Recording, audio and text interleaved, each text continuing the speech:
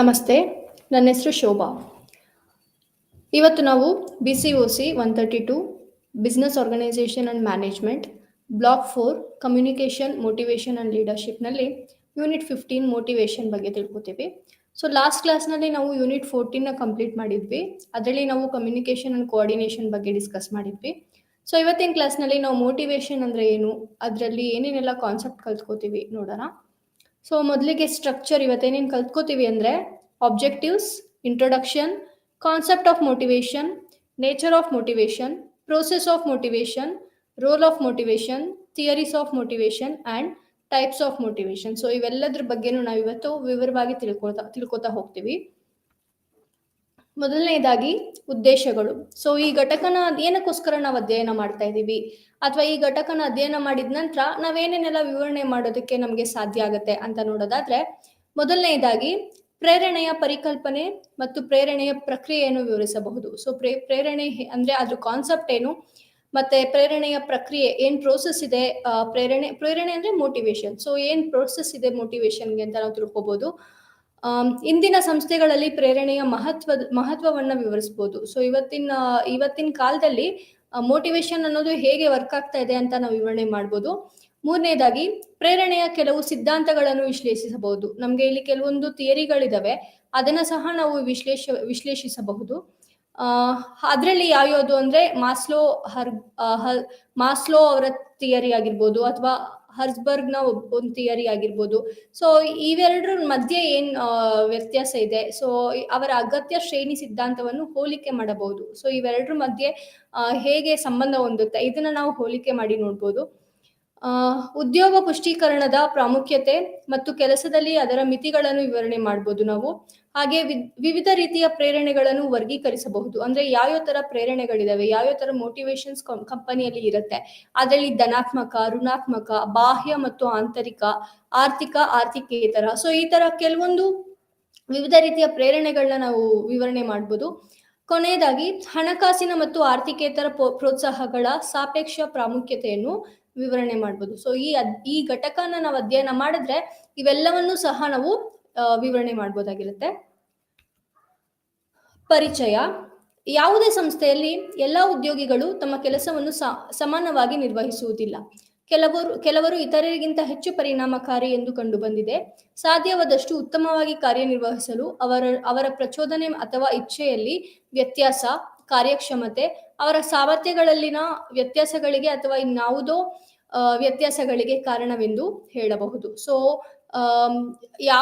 ಯಾವುದೇ ಸಂಸ್ಥೆ ಆಗಿರ್ಲಿ, ಅಲ್ಲಿ ಎಲ್ರೂ ಸಹ ಒಂದೇ ತರ ಕೆಲಸ ಮಾಡ್ತಾರೆ ಅಥವಾ ಎಲ್ರೂ ಸಹ ಸಮವಾಗಿ ಕೆಲಸ ಮಾಡ್ತಾರೆ ಅಂತ ನಾವು ಹೇಳೋದಕ್ಕಾಗಲ್ಲ. ಕೆಲವರು ಒಬ್ರಿಗಿಂತ ಹೆಚ್ಚಾಗಿ ಕೆಲಸ ಮಾಡ್ತಾ ಇರ್ತಾರೆ, ಒಬ್ರು ತುಂಬಾ ಚೆನ್ನಾಗಿ ಬೇರೆಯವರಿಗಿಂತ ಕೆಲಸ ಮಾಡ್ತಾ ಇರ್ತಾರೆ.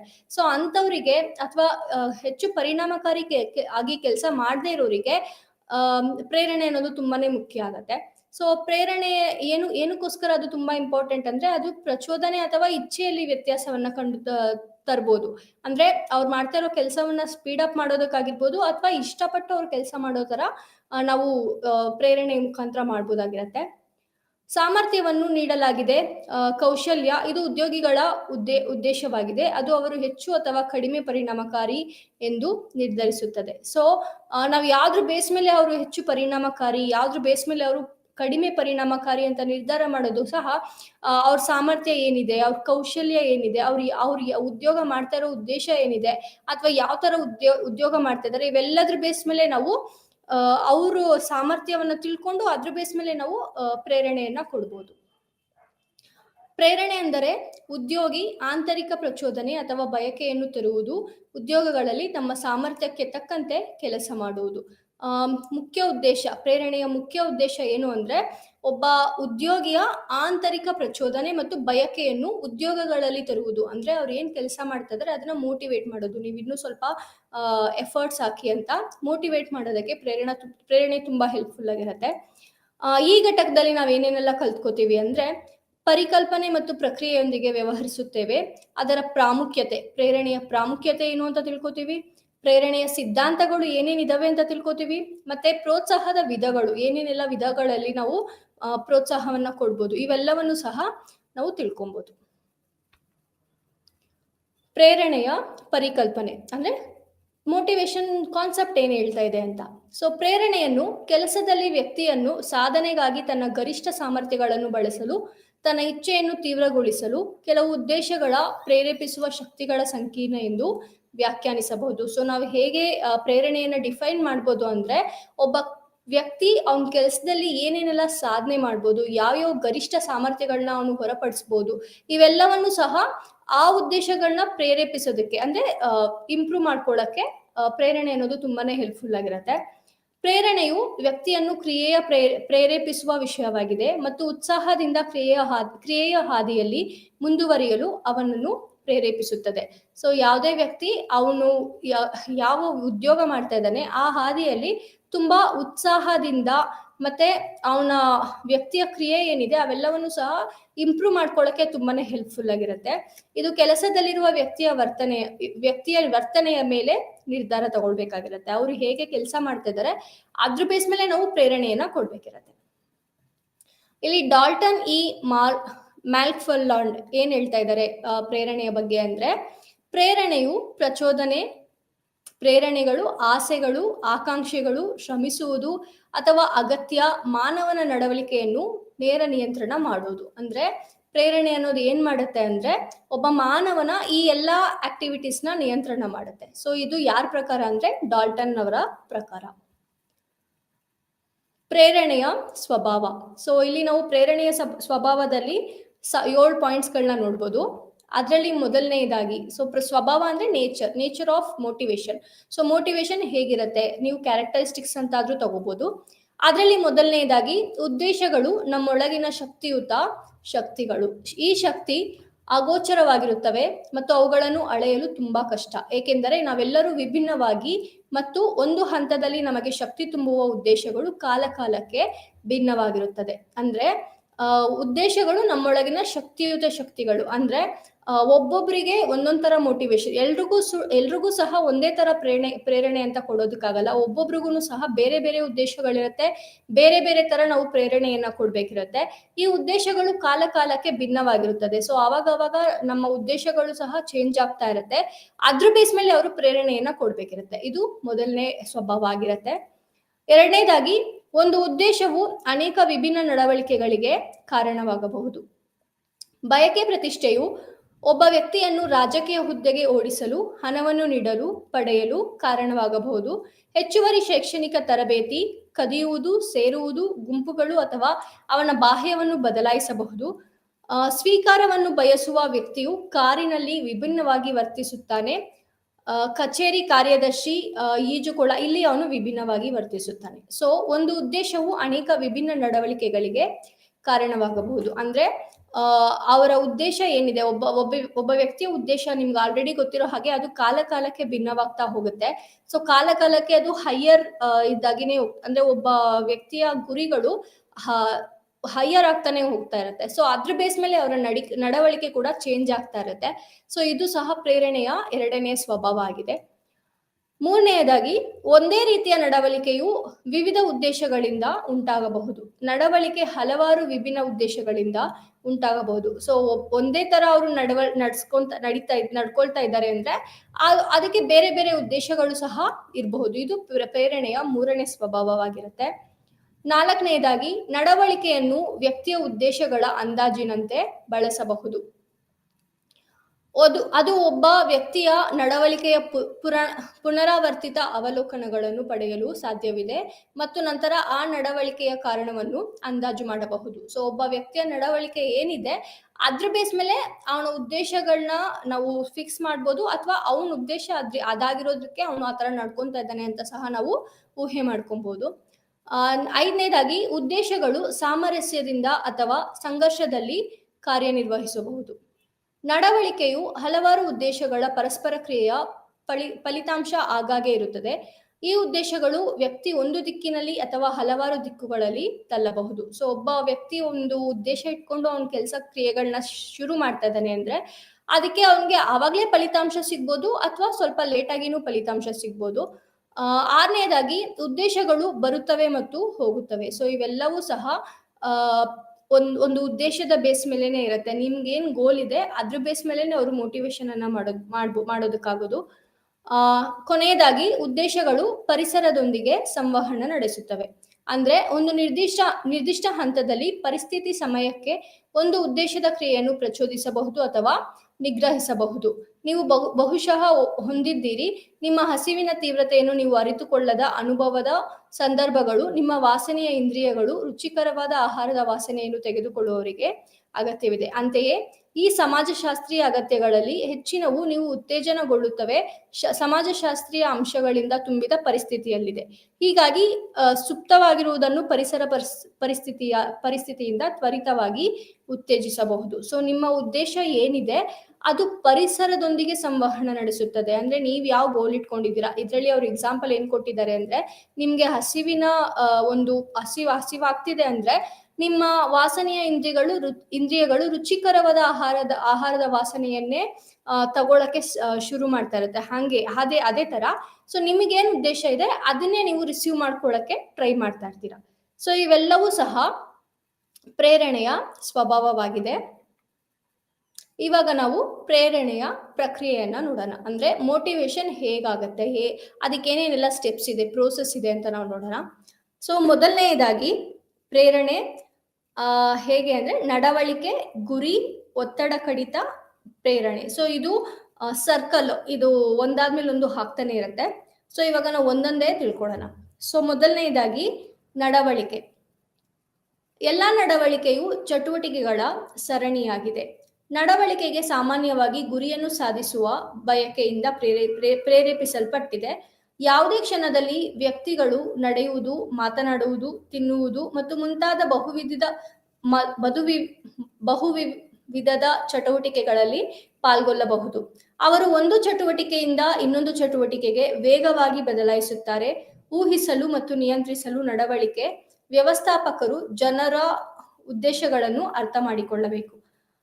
ನಡವಳಿಕೆ ಅಂದ್ರೆ ಇಲ್ಲಿ ಒಬ್ಬರ ನಡವಳಿಕೆ ಚಟುವಟಿಕೆಗಳ ಸರಣಿಯಾಗಿದೆ. ಅಂದ್ರೆ ಅವರು ಏನೇನ್ ಆಕ್ಟಿವಿಟೀಸ್ ಮಾಡ್ತಾ ಇದ್ದಾರೆ ಅದ್ರ ಬೇಸ್ ಮೇಲೆ ಅವರು ನಡವಳಿಕೆಯನ್ನ ಇಟ್ಕೊಂಡಿರ್ತಾರೆ. ಅಂದ್ರೆ ಯಾವುದೇ ಕ್ಷಣದಲ್ಲಿ ವ್ಯಕ್ತಿಗಳು ನಡೆಯೋದಾಗಿರ್ಬೋದು, ಮಾತಾಡೋದಾಗಿರ್ಬೋದು, ತಿನ್ನುವುದಾಗಿರ್ಬೋದು, ಸೊ ಈ ತರ ವಿವಿಧ ಚಟುವಟಿಕೆಗಳಲ್ಲಿ ಅವ್ರು ಪಾಲ್ಗೊಳ್ತಾ ಇದ್ದಾರೆ ಅಂದ್ರೆ ಅವರು ಎಲ್ಲಾ ಚಟುವಟಿಕೆಗಳ ಸರಣಿ ಆಗಿರುತ್ತೆ. ಒಂದಾದ್ಮೇಲೆ ಒಂದು ಇಲ್ಲಿ ನಡವಳಿಕೆಯಾಗಿ ಕನ್ವರ್ಟ್ ಆಗ್ತಾ ಇರುತ್ತೆ. ಸೊ ಇದನ್ನ ವ್ಯವಸ್ಥಾಪಕರು ಅವರ ಉದ್ದೇಶಗಳನ್ನ ಅರ್ಥ ಮಾಡ್ಕೊಳ್ಳಕ್ಕೆ ಪ್ರಯತ್ನ ಮಾಡ್ಬೇಕು. ಅಂದ್ರೆ ಇಲ್ಲಿ ಅವ್ರು ಕೊಟ್ಟಿರೋ ಎಕ್ಸಾಂಪಲ್ ಮಾತನಾಡುವುದು, ನಡೆಯುವುದು ಆ ತರ ಆಗಿರ್ಬೋದು. ಬಟ್ ನಾವು ಕಂಪನಿ ವೈಸ್ ತಗೊಂಡ್ರೆ, ಸೊ ಇವಾಗ ಒಬ್ಬ ವ್ಯಕ್ತಿ ಕೆಲಸ ಮಾಡ್ತಾ ಇದ್ದಾರೆ, ಅವ್ರು ಯಾವ ತರ ಕೆಲಸ ಮಾಡ್ತಾ ಇದ್ದಾರೆ, ಎಷ್ಟು ಫಾಸ್ಟ್ ಆಗಿ ಅಥವಾ ಎಷ್ಟು ಎಫೆಕ್ಟಿವ್ ಆಗಿ ಅವ್ರು ಕೆಲಸ ಮಾಡ್ತಾ ಇದ್ದಾರೆ ಅನ್ನೋದನ್ನ ಅವ್ರ ನಡವಳಿಕೆ ಮುಖಾಂತರ ನಾವು ತಿಳ್ಕೊಬಹುದು. ಎರಡನೇದಾಗಿ ಉದ್ದೇಶಗಳು, ಅಗತ್ಯಗಳು, ಡ್ರೈವ್ಗಳು ಅಥವಾ ಅವ್ರಿಗೆ ಏನ್ ಬೇಕು ಅದನ್ನ ನಾವು ಉದ್ದೇಶ ಅಂತ ಹೇಳ್ತೀವಿ. ಅವ್ರು ಏನ್ ಮನ್ಸಲ್ಲಿ ಇಟ್ಕೊಂಡು ಅಥವಾ ಅವರು ಅಗತ್ಯ ಏನಿದೆ, ಅವ್ರು ಏನ್ ಡ್ರೈವ್ ಅಂದ್ರೆ ಅವ್ರು ಏನ್ ಗೋಲ್ ಇಟ್ಕೊಂಡಿದ್ದಾರೆ ಅದ್ರ ಬೇಸ್ ಮೇಲೆ ನಾವು ಅದನ್ನ ಉದ್ದೇಶ ಅಂತ ಹೇಳ್ತೀವಿ. ಉದ್ದೇಶಗಳು ಜನರನ್ನು ಕ್ರಿಯೆಗೆ ಪ್ರೇರೇಪಿಸುತ್ತವೆ. ಒಬ್ಬ ವ್ಯಕ್ತಿ ಕ್ರಿಯೆ ಮಾಡ್ತಾ ಇದ್ದಾರೆ, ಏನೋ ಒಂದು ಕೆಲಸ ಮಾಡ್ತಾ ಇದ್ದಾರೆ ಅಂದ್ರೆ ಅದಕ್ಕೆ ಉದ್ದೇಶ ಅನ್ನೋದು ತುಂಬಾ ಇಂಪಾರ್ಟೆಂಟ್. ಅವ್ರ ನಡವಳಿಕೆಯ ಪ್ರಾಥಮಿಕ ಶಕ್ತಿವರ್ಧಕಗಳು.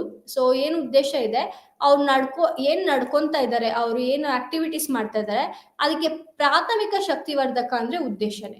ಅವರು ನಡವಳಿಕೆಯ ಮಾರ್ಗಗಳು ಮತ್ತು ಕ್ರಿಯೆಯ ಮುಖ್ಯ ಬಗೆಗಳು. ಅವರು ಹೆಚ್ಚಾಗಿ ನಿಷ್ಠರಾಗಿದ್ದಾರೆ ಮತ್ತು ಮಾನಸಿಕತೆಯನ್ನು ಪ್ರತಿನಿಧಿಸುತ್ತಾರೆ.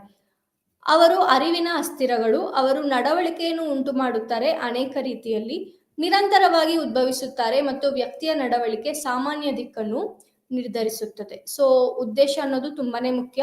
ಅವ್ರು ಯಾವ ಉದ್ದೇಶವನ್ನ ಇಟ್ಕೊಂಡಿದ್ದಾರೆ ಅದ್ರ ಬೇಸ್ ಮೇಲೆ ಅವರು ನಡ್ಕೊಂತಾರೆ. ಸೊ ಇದು ಎರಡನೇ ಸ್ಟೆಪ್ ಆಗಿರುತ್ತೆ. ಕೊನೆಯದಾಗಿ ಗುರಿಗಳು. ಉದ್ದೇಶಗಳು ಗುರಿಗಳ ಕಡೆಗೆ ನಿರ್ದೇಶಿಸಲ್ಪಡುತ್ತವೆ. ಸೊ ಅವ್ರು ಏನ್ ಗೋಲ್ ಇಟ್ಕೊಂಡಿದ್ದಾರೆ ಅದ್ರ ಬೇಸ್ ಮೇಲೆ ಅವ್ರ ಆಬ್ಜೆಕ್ಟಿವ್ಸ್ ನ ಸೆಟ್ ಮಾಡ್ಕೊಂತಾರೆ. ಅಂದ್ರೆ ಒಂದು ಫೈನಲ್ ಅಚೀವ್ಮೆಂಟ್ ಮಾಡ್ಬೇಕು ಅಂದ್ರೆ ನಾವ್ ಏನೇನೆಲ್ಲ ಸ್ಟೆಪ್ಸ್ ತಗೊಬೇಕು ಅದ್ರ ಬೇಸ್ ಮೇಲೆ ಅವರು ಎಲ್ಲಾ ಆಕ್ಟಿವಿಟೀಸ್ ನ ಮಾಡ್ತಾ ಇರ್ತಾರೆ. ಉದ್ದೇಶಗಳು ಸಾಮಾನ್ಯವಾಗಿ ಸ್ಥಿತಿಯನ್ನು ವ್ಯಕ್ತಿಗಳೊಳಗಿನ ಅಸಮತೋಲನ, ಶಾರೀರಿಕ ಅಥವಾ ಮಾನಸಿಕ ಅಸಮತೋಲನ ಸೃಷ್ಟಿಸುತ್ತವೆ. ಗುರಿಯನ್ನು ಸಾಧಿಸುವುದು ಶಾರೀರಿಕ ಅಥವಾ ಮಾನಸಿಕ ಸಮತೋಲನವನ್ನು ಪುನಃಸ್ಥಾಪಿಸಲು ಒಲವು ತೋರುತ್ತದೆ. ಗುರಿಗಳು ಮಾನವನ ಆಸೆಗಳನ್ನು ಪೂರೈಸುವ ಗುರಿಗಳಾಗಿವೆ. ಸೊ ಅವರು ಆಲ್ಮೋಸ್ಟ್ ಇಟ್ಕೊಳ್ಳೋ ಉದ್ದೇಶ ಅಥವಾ ಗುರಿಗಳೆಲ್ಲವೂ ಸಹ ಅವರ ಆಸೆಯನ್ನು ಪೂರೈಸುವ ಗುರಿಗಳಾಗಿನೇ ಇರುತ್ತೆ. ಸೊ ಇದ್ 3 ಕೂಡ ಅಂದ್ರೆ ಒಬ್ಬ ವ್ಯಕ್ತಿ ನಡ್ಕೊಂಡ್ ಯಾವ ರೀತಿ ನಡವಳಿಕೆ ತೋರಿಸ್ತಾ ಇದ್ದಾನೆ ಅದು ಅವ್ರ ಉದ್ದೇಶಗಳ ಬೇಸ್ ಮೇಲೆ ಇರುತ್ತೆ. ಸೊ ಅವ್ರ ಉದ್ದೇಶ ಏನಿದೆ ಅದು ಅವ್ರ ಗುರಿಗಳ ಬೇಸ್ ಮೇಲೆ ಇರುತ್ತೆ. ಸೊ ಇದ್ 3 ಕೂಡ ಸರಪಣಿ ಅಥವಾ ನೀವು 3ಕ್ಕೂ ಸಹ ಲಿಂಕ್ ಇರುತ್ತೆ. ಈ ಬೇಸ್ ಮೇಲೆನೆ ಪ್ರೇರಣೆ ಅನ್ನೋದು ಇರುತ್ತೆ. ಅಂದ್ರೆ ಒಬ್ಬ ಕಂಪನಿ ಮಾಲೀಕತ್ವ ಹೊಂದಿರೋನು ಅವರು ಯಾವ ರೀತಿ ಅವರು ವ್ಯಕ್ತಿಗಳನ್ನ ಟ್ರೀಟ್ ಮಾಡಬೇಕು ಅಥವಾ ಯಾವ ರೀತಿ ಮೋಟಿವೇಟ್ ಮಾಡಬೇಕು ಅನ್ನೋದು ಈ 3 ಸ್ಟೆಪ್ ಆದ್ಮೇಲೆನೆ ಮಾಡ್ಬೇಕಾಗಿರುತ್ತೆ. ಇವಾಗ ನಾವು ಪ್ರೇರಣೆಯ ಪಾತ್ರ, ಪ್ರೇರಣೆ ಮೋಟಿವೇಶನ್ ಅನ್ನೋದು ಯಾಕೆ ಇಂಪಾರ್ಟೆಂಟ್, ಅದೇನೇನೆಲ್ಲ ಪಾತ್ರ ವಹಿಸುತ್ತೆ ಅಂತ ನೋಡೋಣ. ಸೊ ಒಬ್ಬ ವ್ಯಕ್ತಿಗೆ ಮೋಟಿವೇಶನ್ ಸಿಗ್ತಾ ಇದೆ ಕಂಪನಿಯಲ್ಲಿ, ಅವರ ಮೇಲೆ ಕೆಲಸ ಮಾಡೋರು ಅವ್ರಿಗೆ ಮೋಟಿವೇಶನ್ ಕೊಡ್ತಾ ಇದ್ದಾರೆ ಅಂದ್ರೆ ಅದು ಏನೇನೆಲ್ಲ ಅವ್ರಿಗೆ ಚೇಂಜಸ್ ತರುತ್ತೆ ಅಥವಾ ಅದು ಯಾಕಷ್ಟು ಇಂಪಾರ್ಟೆಂಟ್ ಅಂತ ನಾವು ಇವಾಗ ನೋಡೋಣ. ಮೊದಲನೆಯದಾಗಿ ವ್ಯವಸ್ಥಾಪಕರು ಮತ್ತು ಸಾಂಸ್ಥಿಕ ಸಂಶೋಧಕರು ಸಂಸ್ಥೆಯ ನಡವಳಿಕೆಯ ಅವಶ್ಯಕತೆಗಳು ಕಾಳಜಿಯನ್ನು ತಪ್ಪಿಸಲು ಸಾಧ್ಯವಿಲ್ಲ. ಪ್ರತಿಯೊಂದು ಸಂಸ್ಥೆಗೂ ಜನ ಬೇಕು ಕಾರ್ಯನಿರ್ವಹಿಸಲು. ಸೊ ವ್ಯವಸ್ಥಾಪಕರು ಅಥವಾ ಸಾಂಸ್ಥಿಕ ಸಂಶೋಧಕರು, ಸೊ ಇವರು ಸಂಸ್ಥೆಯ ನಡವಳಿಕೆಯ ಅವಶ್ಯಕತೆಗಳ ಕಾಳಜಿಯನ್ನು ತಪ್ಪಿಸಲು ಸಾಧ್ಯವಿಲ್ಲ. ಸೊ ಅವರು ಏನೇ ಕೆಲಸ ಮಾಡಬೇಕು ಒಂದು ಕಂಪನಿಯಲ್ಲಿ, ಅದು ಭೌತಿಕ ಆಗಿರ್ಬೋದು ಅಥವಾ ಆರ್ಥಿಕ ಸಂಪನ್ಮೂಲಗಳ ಜೊತೆ ಅವ್ರು ಕೆಲಸ ಮಾಡಬೇಕು ಅಂತ ಆಗಿದ್ರೆ ಅವರು ಯಾವುದನ್ನು ಸಹ ಇಗ್ನೋರ್ ಮಾಡೋಕ್ಕಾಗಲ್ಲ. ಎಲ್ಲರನ್ನೂ ಸಹ ಎಲ್ಲರ ಮೇಲೇನು ಕಾಳಜಿ ವಹಿಸಿ ಅವರು ಕೆಲಸವನ್ನ ಮಾಡಬೇಕಿರುತ್ತೆ. ಇದಕ್ಕೆ ಮೋಟಿವೇಶನ್ ಅನ್ನೋದು ತುಂಬಾ ಇಂಪಾರ್ಟೆಂಟ್. ಎರಡನೇದಾಗಿ, ಒಂದು ಪರಿಕಲ್ಪನೆಯಾಗಿ ಪ್ರೇರಣೆಯು ವ್ಯವಸ್ಥಾಪಕವಾಗಿದೆ ಮತ್ತು ಹೆಚ್ಚು ಸಂಕೀರ್ಣವಾದ ಚಟುವಟಿಕೆಯಾಗಿದೆ. ಸಾಂಸ್ಥಿಕ ಪರಿಸರದಲ್ಲಿನ ಹಲವಾರು ಅಂಶಗಳಿಂದ ಪ್ರಭಾವಿತವಾಗಿರುತ್ತದೆ ಮತ್ತು ಪರಿಣಾಮ ಬೀರುತ್ತದೆ.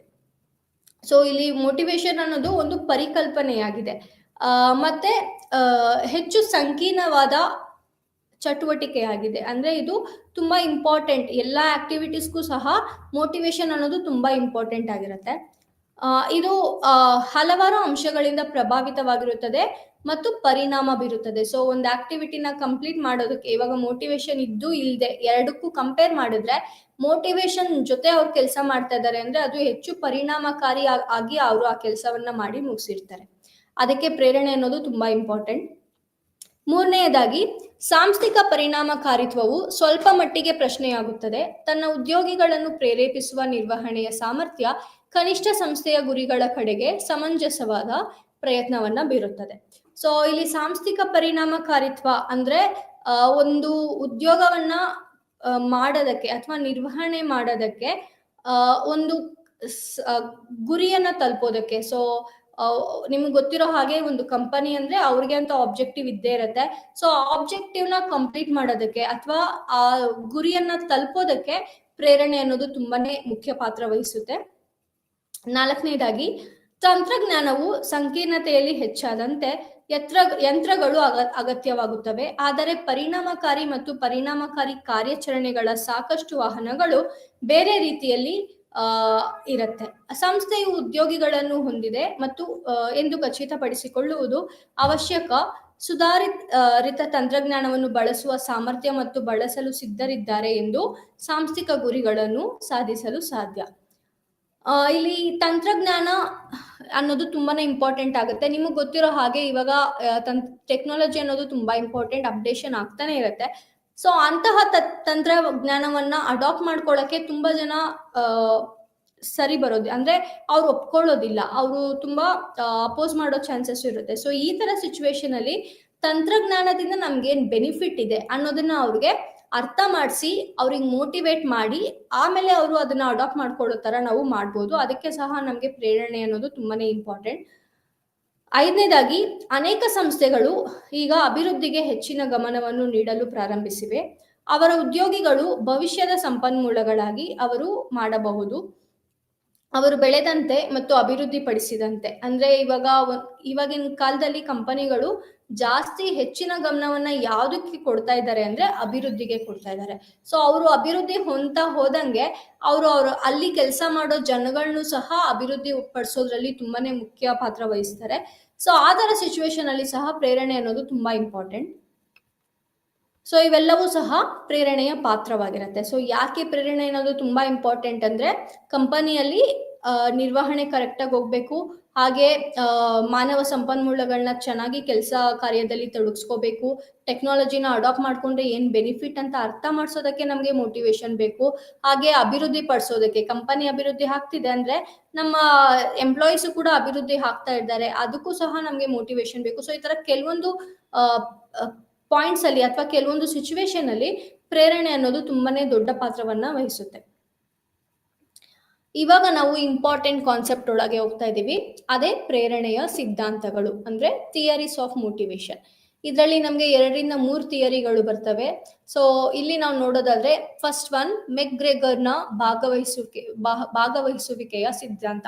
ಅಂದ್ರೆ ಮೆಕ್ಗ್ರೆಗರ್ ಪ್ರಕಾರ ಪ್ರೇರಣೆ ಅಂದ್ರೆ ಏನು, ಅದರಲ್ಲಿ ಏನೇನೆಲ್ಲ ಪಾರ್ಟ್ಸ್ ಇದೆ, ಅಥವಾ ಅವ್ರ ಥಿಯರಿಯಲ್ಲಿ ಅವ್ರು ಏನ್ ಹೇಳಕ್ ಬರ್ತಾ ಇದ್ದಾರೆ ಅಂತ ನಾವು ನೋಡೋಣ. ಇಲ್ಲಿ ನಮಗೆ 2 ಸೆಟ್ ಆಫ್ ಊಹೆಗಳನ್ನ ನಾವು ನೋಡ್ಬೋದು. ಸೊ 2 ಸೆಟ್ ಆಫ್ ಊಹೆಗಳಲ್ಲಿ ಅಂದ್ರೆ ಊಹೆ ಅಸಂಪ್ಷನ್ಸ್ ಅಂತ ನಾವು ಹೇಳ್ಬೋದು.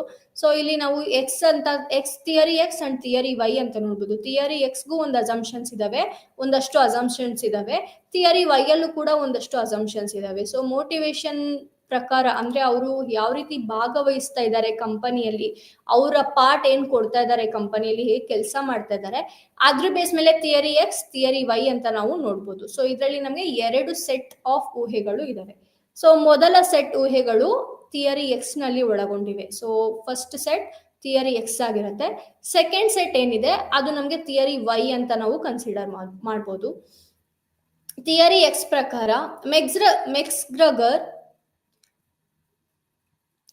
ಮೆಕ್ಗ್ರೆಗರ್ ಸರಾಸರಿ ಮಾನವನ ಊಹೆಯೊಂದಿಗೆ ಮುಂದುವರಿಯುತ್ತಾನೆ. ಕೆಲಸದಲ್ಲಿ ಸ್ವಾಭಾವಿಕವಾದ ಅಸಹ್ಯವನ್ನು ಹೊಂದಿದೆ ಮತ್ತು ಅವನು ಸಾಧ್ಯವಾದರೆ ಅದನ್ನು ತಪ್ಪಿಸುತ್ತಾನೆ. ಸೊ ಕೆಲಸದಲ್ಲಿ ಥಿಯರಿ ಎಕ್ಸ್ ಪ್ರಕಾರ ಏನ್ ಹೇಳ್ತಾ ಇದ್ದಾರೆ ಅಂದ್ರೆ, ಕೆಲಸದಲ್ಲಿ ಅಸಹ್ಯ ಸ್ವಾಭಾವಿಕ ಅಂದ್ರೆ ಅವರು ಆಲ್ಮೋಸ್ಟ್ ಕೆಲಸ ಮಾಡದೆ ಅಥವಾ ಕೆಲಸದಿಂದ ತಪ್ಪಿಸ್ಕೊಳ್ಳೋಕೆ ಟ್ರೈ ಮಾಡೋ ಒಬ್ಬ ವ್ಯಕ್ತಿಯನ್ನ ಅವರು ಥಿಯರಿ ಎಕ್ಸ್ ನಲ್ಲಿ ತಗೊಂಡ್ ಬರ್ತಾ ಇದ್ದಾರೆ.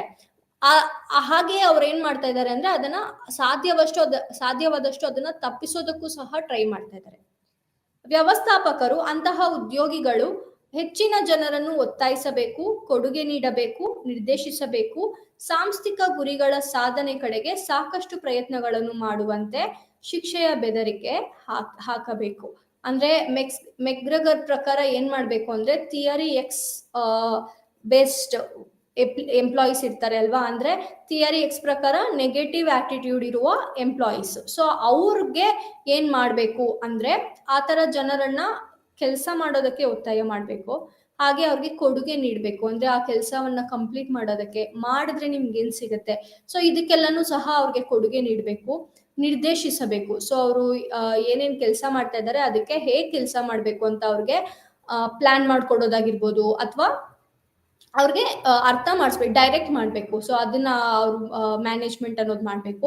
ಸಾಂಸ್ಥಿಕ ಗುರಿಗಳ ಸಾಧನೆ ಕಡೆಗೆ ಸಾಕಷ್ಟು ಪ್ರಯತ್ನಗಳನ್ನು ಮಾಡುವಂತೆ ಶಿಕ್ಷೆಯ ಬೆದರಿಕೆ ಹಾಕುವುದು. ಅಂದ್ರೆ ನೀವೇನಾದ್ರೂ ಕಂಪನಿ ಆಬ್ಜೆಕ್ಟಿವ್ನ ಕಂಪ್ಲೀಟ್ ಮಾಡಿಲ್ಲ ಅಂದ್ರೆ ನಿಮ್ಗೆ ಈ ತರ ಒಂದು ಶಿಕ್ಷೆ ಸಿಗ್ಬೋದು. ಸೊ ಆ ತರ ಬೆದರಿಕೆ ಹಾಕಿದ್ರೆ ಆದ್ರೂ ಅವ್ರು ಕೆಲಸ ಮಾಡ್ತಾರ ಅನ್ನೋದನ್ನ ನೋಡ್ಬೇಕು. ಸೊ ಇವೆಲ್ಲವೂ ಸಹ ಥಿಯರಿ ಎಕ್ಸ್ ನಲ್ಲಿ ಬರುವ ಜನರಿಗೆ ಅಂದ್ರೆ ಉದ್ಯೋಗಿಗಳಿಗೆ ಈ ತರ ಎಲ್ಲ ಮಾಡಿದ್ರೆ ಮೇ ಬಿ ಅವ್ರ ಕೆಲಸವನ್ನ ಕರೆಕ್ಟ್ ಆಗಿ ಮಾಡ್ಬೋದು.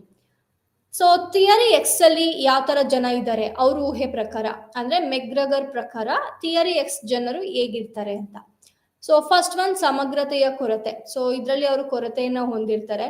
ಎರಡನೇದಾಗಿ ಮೂಲಭೂತವಾಗಿ ಸೋಮಾರಿಗಳು, ಅವರು ಆಲ್ಮೋಸ್ಟ್ ಬೇಸಿಕ್ ಆಗಿನೇ ಸೋಮಾರಿಯಾಗಿರ್ತಾರೆ ಮತ್ತು ಸಾಧ್ಯವಾದಷ್ಟು ಕಡಿಮೆ ಕೆಲಸ ಮಾಡುವ ಬಯಕೆ, ಅವ್ರಿಗೆ ಕೆಲಸ ಮಾಡೋದಕ್ಕೆ ಇಷ್ಟ ಇರಲ್ಲ, ಮಾಡಿದ್ರು ತುಂಬಾ ಕಡಿಮೆ ಕೆಲಸವನ್ನ ಮಾಡ್ತಾ ಇರ್ತಾರೆ.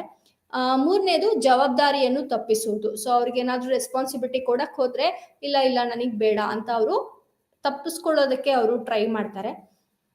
ಸಾಧನೆಯಲ್ಲಿ ಆಸಕ್ತಿ ಇಲ್ಲ, ಸೊ ಅವರಿಗೂ ಏನು ಆಬ್ಜೆಕ್ಟಿವ್ಸ್ ಇರೋದಿಲ್ಲ, ಮತ್ತೆ ಕಂಪನಿ ಆಬ್ಜೆಕ್ಟಿವ್ಸ್ನು ಅವರು ಪಾಲಿಸ್ಬೇಕು ಅಥವಾ ಅದನ್ನ ಅಚೀವ್ ಮಾಡ್ಬೇಕು ಅನ್ನೋ ಯಾವುದೇ ಒಂದು ಆಸಕ್ತಿ ಅವ್ರಿಗೆ ಇರೋದಿಲ್ಲ.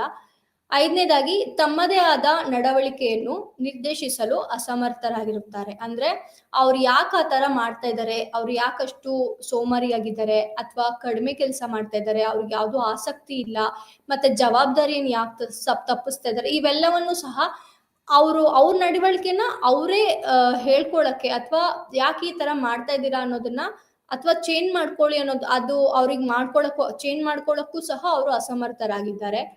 ಆರನೇದಾಗಿ ಸಾಂಸ್ಥಿಕ ಅಗತ್ಯಗಳಿಗೆ ಅಸಡ್ಡೆ. ಅಂದ್ರೆ ಏನೇನೆಲ್ಲ ಕಲ್ಚರಲ್ ಫ್ಯಾಕ್ಟರ್ಸ್ ಇದೆ ಅಥವಾ ಕಂಪನಿಯಲ್ಲಿ ಏನೇನೆಲ್ಲ ಅಗತ್ಯ ಅವ್ರು ಆಲ್ಮೋಸ್ಟ್ ಎಂಪ್ಲಾಯೀಸ್ನ ತಗೊಳ್ಳೋದೆ ಒಂದು ಪರ್ಟಿಕ್ಯುಲರ್ ಟಾಸ್ಕ್ನ ಕಂಪ್ಲೀಟ್ ಮಾಡಿಸ್ಕೊಳಕ್ಕೆ. ಸೊ ಅದನ್ನೇ ಮಾಡೋಕ್ಕಾಗ್ತಿಲ್ಲ ಅಂದ್ರೆ ಇದು ಮೇಜರ್ ಡಿಸಪಾಯಿಂಟ್ ಅಂತ ನಾವು ಹೇಳ್ಬೋದು. ಏಳನೇದಾಗಿ ಇತರರು ನಿರ್ದೇಶಿಸಲು ಆದ್ಯತೆ. ಸೊ ಅವ್ರಿಗೆ ಬೇರೆ ಯಾರು ಸಹ ನಿರ್ದೇಶನ ಕೊಡೋದಕ್ಕೆ ಆಗೋದಿಲ್ಲ, ಆದ್ರೂ ಸಹ ಅವರು ಚೇಂಜ್ ಅಷ್ಟು ಆಗೋದಿಲ್ಲ.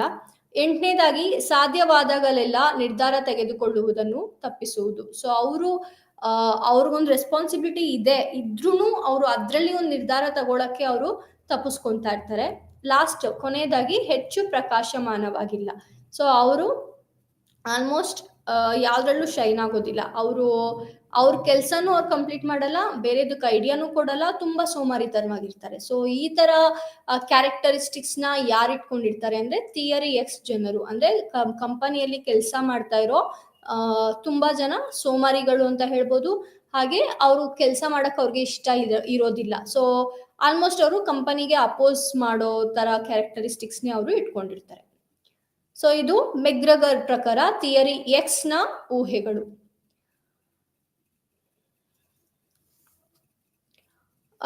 ಮೆಗ್ರಗರ್ ಥಿಯರಿ ಎಕ್ಸ್ ಅನ್ನು ಕಾರ್ಮಿಕರು ಹೇಗಿದ್ದಾರೆ ಎಂಬ ಸಾಂಪ್ರದಾಯಿಕ ಸಿದ್ಧಾಂತ ವಿವರಿಸಿದರು ಮತ್ತು ಅವುಗಳನ್ನು ನಿರ್ವಹಿಸಲು ನಿರ್ವಹಣೆ ಏನು ಮಾಡಬೇಕು ಅನ್ನೋದು ಸಹ ಅವ್ರು ಎಕ್ಸ್ಪ್ಲೇನ್ ಮಾಡಿದ್ದಾರೆ. ಸೊ ಏನ್ ಮಾಡಬೇಕು ನಿರ್ವಹಣೆ ಅಂತ ನಾನು ಆಲ್ರೆಡಿ ನಿಮ್ಗೆ ಪಾಯಿಂಟ್ ಥಿಯರಿ ಎಕ್ಸ್ ಸ್ಟಾರ್ಟಿಂಗ್ ಅಲ್ಲಿ ಹೇಳಿದ್ದೆ. ಅಂದ್ರೆ ಅವ್ರಿಗೆ ಬೆದರಿಕೆ ಕೊಡೋದಾಗಿರ್ಬೋದು ಅಥವಾ ಮೋಟಿವೇಟ್ ಮಾಡೋದು, ನಿರ್ದೇಶನೆ ಮಾಡೋದು, ಇವೆಲ್ಲವನ್ನು ಸಹ ಅವ್ರು ಮಾಡ್ಬೋದು.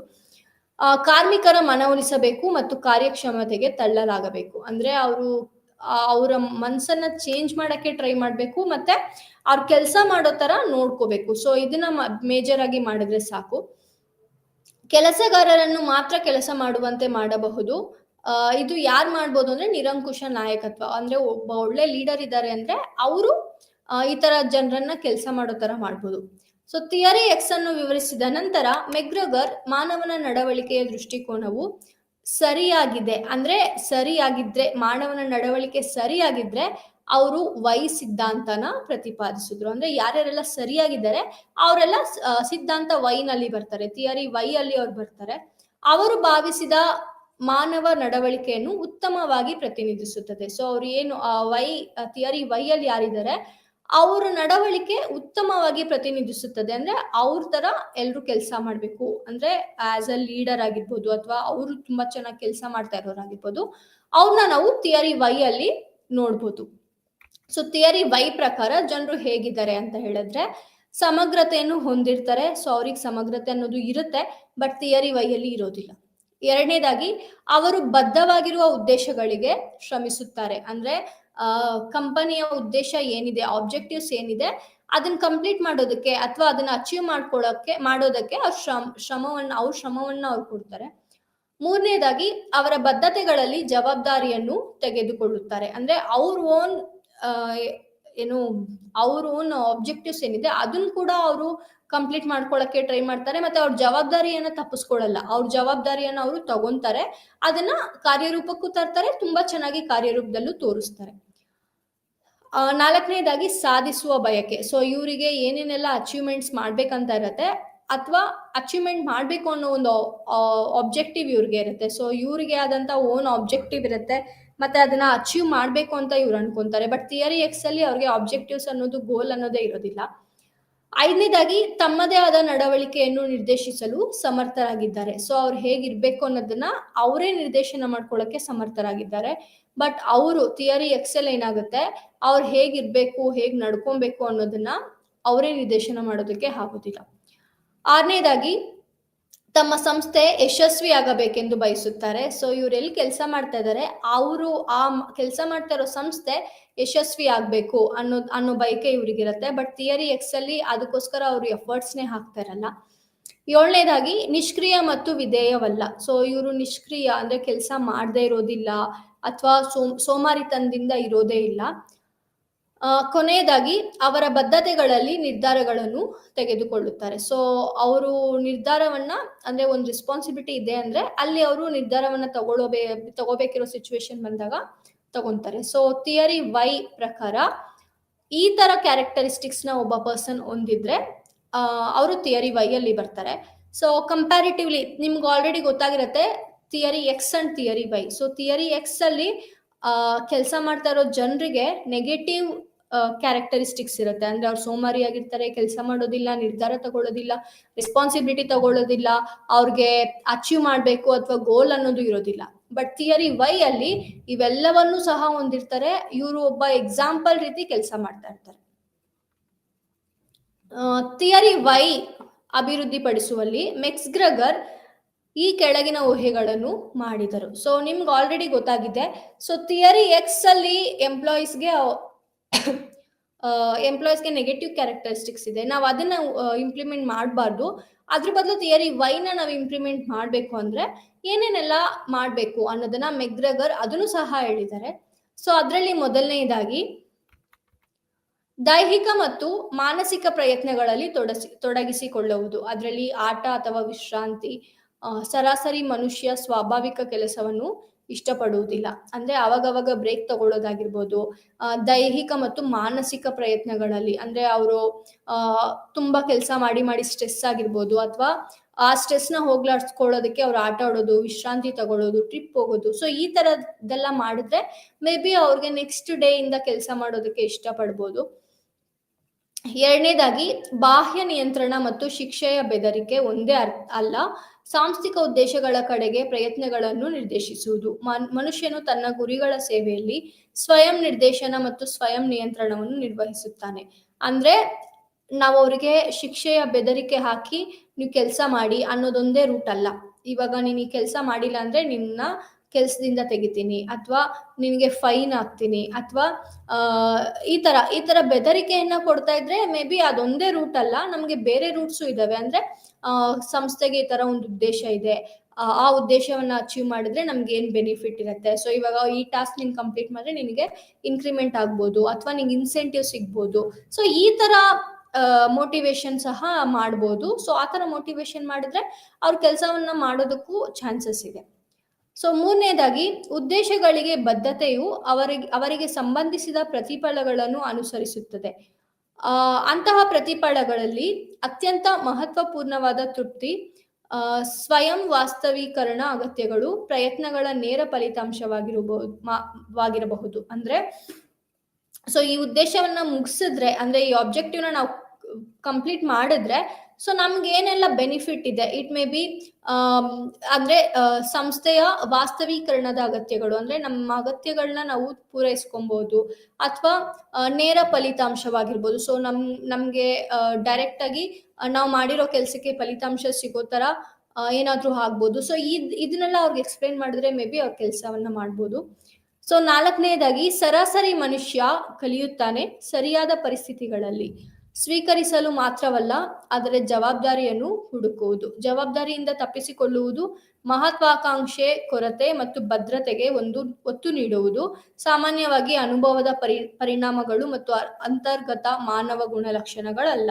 ಸೊ ಇದನ್ನು ಸಹ ಅವ್ರಿಗೆ ಎಕ್ಸ್ಪ್ಲೈನ್ ಮಾಡಬೇಕು. ಸೊ ಒಬ್ಬ ಮನುಷ್ಯ ಯಾವ ಪರಿಸ್ಥಿತಿಯಲ್ಲಿ ಕಲ್ತ್ಕೊಳ್ಳೋಕೆ ಟ್ರೈ ಮಾಡ್ತಾನೆ, ಮತ್ತೆ ಯಾವುದು ಅವನ ಬೆಸ್ಟ್ ಗುಣಲಕ್ಷಣ ಅಲ್ಲ. ಸೊ ಇವೆಲ್ಲವನ್ನು ಸಹ ಅವ್ರಿಗೆ ಅರ್ಥ ಮಾಡಿಸಿದ್ರೆ ಮೇ ಬಿ ಅವ್ರು ಕೆಲಸ ಮಾಡ್ಬೋದು. 5ನೇದಾಗಿ ತುಲನಾತ್ಮಕವಾಗಿ ಹೆಚ್ಚಿನ ಮಟ್ಟದ ಕಲ್ಪನೆಯನ್ನು ವ್ಯಾಯಾಮ ಮಾಡುವ ಸಾಮರ್ಥ್ಯ, ಜಾಣ್ಮೆ ಮತ್ತು ಸಾಂಸ್ಥಿಕ ಸಮಸ್ಯೆಗಳ ಪರಿಹಾರದಲ್ಲಿ ಸೃಜನಶೀಲತೆ ವ್ಯಾಪಕವಾಗಿದೆ. ಜನಸಂಖ್ಯೆಯಲ್ಲಿ ವಿತರಿಸಲಾಗಿದೆ. ಅಂದ್ರೆ ಇಲ್ಲಿ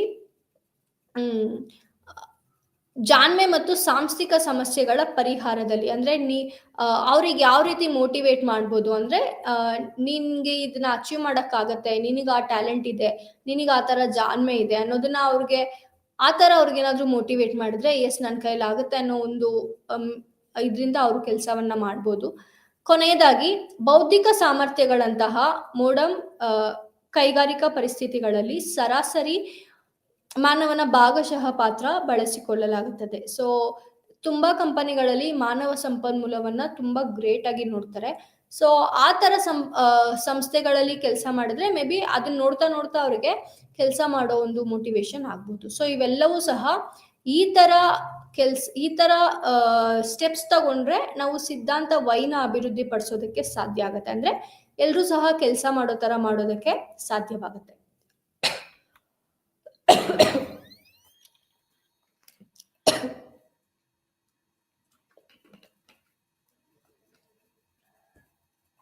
ಸೊ, ನಾವು ಮೆಗ್ರೆಗರ್‌ನ ಥಿಯರಿ ಎಕ್ಸ್ ಅಂಡ್ ಥಿಯರಿ ವೈನ ನೋಡಿದ್ವಿ. ಸೊ, ಮೆಗ್ರೆಗರ್ ಭಾಗವಹಿಸುವಿಕೆಯ ಸಿದ್ಧಾಂತ, ಅಲ್ಲಿ ನೇಮಲ್ಲೇ ಇದೆ ಭಾಗವಹಿಸುವಿಕೆಯ ಸಿದ್ಧಾಂತ. ಅಂದ್ರೆ ಅವ್ರು ಯಾವ ರೀತಿ ಪಾರ್ಟಿಸಿಪೇಟ್ ಮಾಡ್ತಾ ಇದ್ದಾರೆ ಕಂಪನಿಯಲ್ಲಿ. ಅದ್ರ ಬೇಸ್ ಮೇಲೆ 2 ಥಿಯರಿ ಬರುತ್ತೆ. ಒಂದು ಥಿಯರಿ ಎಕ್ಸ್, ಒಂದು theory Y. So, theory X ಎಂಪ್ಲಾಯೀಸ್‌ಗೆ ನೆಗೆಟಿವ್ ಕ್ಯಾರೆಕ್ಟರಿಸ್ಟಿಕ್ಸ್ ಇರುತ್ತೆ. ಥಿಯರಿ ವೈ ಅಲ್ಲಿ ಎಂಪ್ಲಾಯೀಸ್‌ಗೆ ಪಾಸಿಟಿವ್ ಕ್ಯಾರೆಕ್ಟರಿಸ್ಟಿಕ್ಸ್ ಇರುತ್ತೆ. ಸೊ, ಪಾಸಿಟಿವ್ ಕ್ಯಾರೆಕ್ಟರಿಸ್ಟಿಕ್ಸ್‌ನ ನಾವು ಇಂಪ್ಲಿಮೆಂಟ್ ಮಾಡೋದಕ್ಕೆ, ಕಂಪನಿಯಲ್ಲಿ ಅಭಿವೃದ್ಧಿ ಪಡಿಸೋದಕ್ಕೆ ಏನೇನೆಲ್ಲ ಸ್ಟೆಪ್ಸ್ ತಗೋಬಹುದು ಅಂತನೂ ಸಹ ಮೆಗ್ರೆಗರ್ ಅವ್ರ ಥಿಯರಿಯಲ್ಲಿ ಹೇಳಿದ್ದಾರೆ. ಇಲ್ಲಿಗೆ ಮೆಗ್ರೆಗರ್ ಥಿಯರಿ ಮುಗೀತು. ಇವಾಗ ನಾವು ಮಾಸ್ಲೋ ಅವರ ಅಗತ್ಯ ಆದ್ಯತೆಯ ಸಿದ್ಧಾಂತವನ್ನ ವಿವರವಾಗಿ ತಿಳ್ಕೊಳ್ಳೋಣ.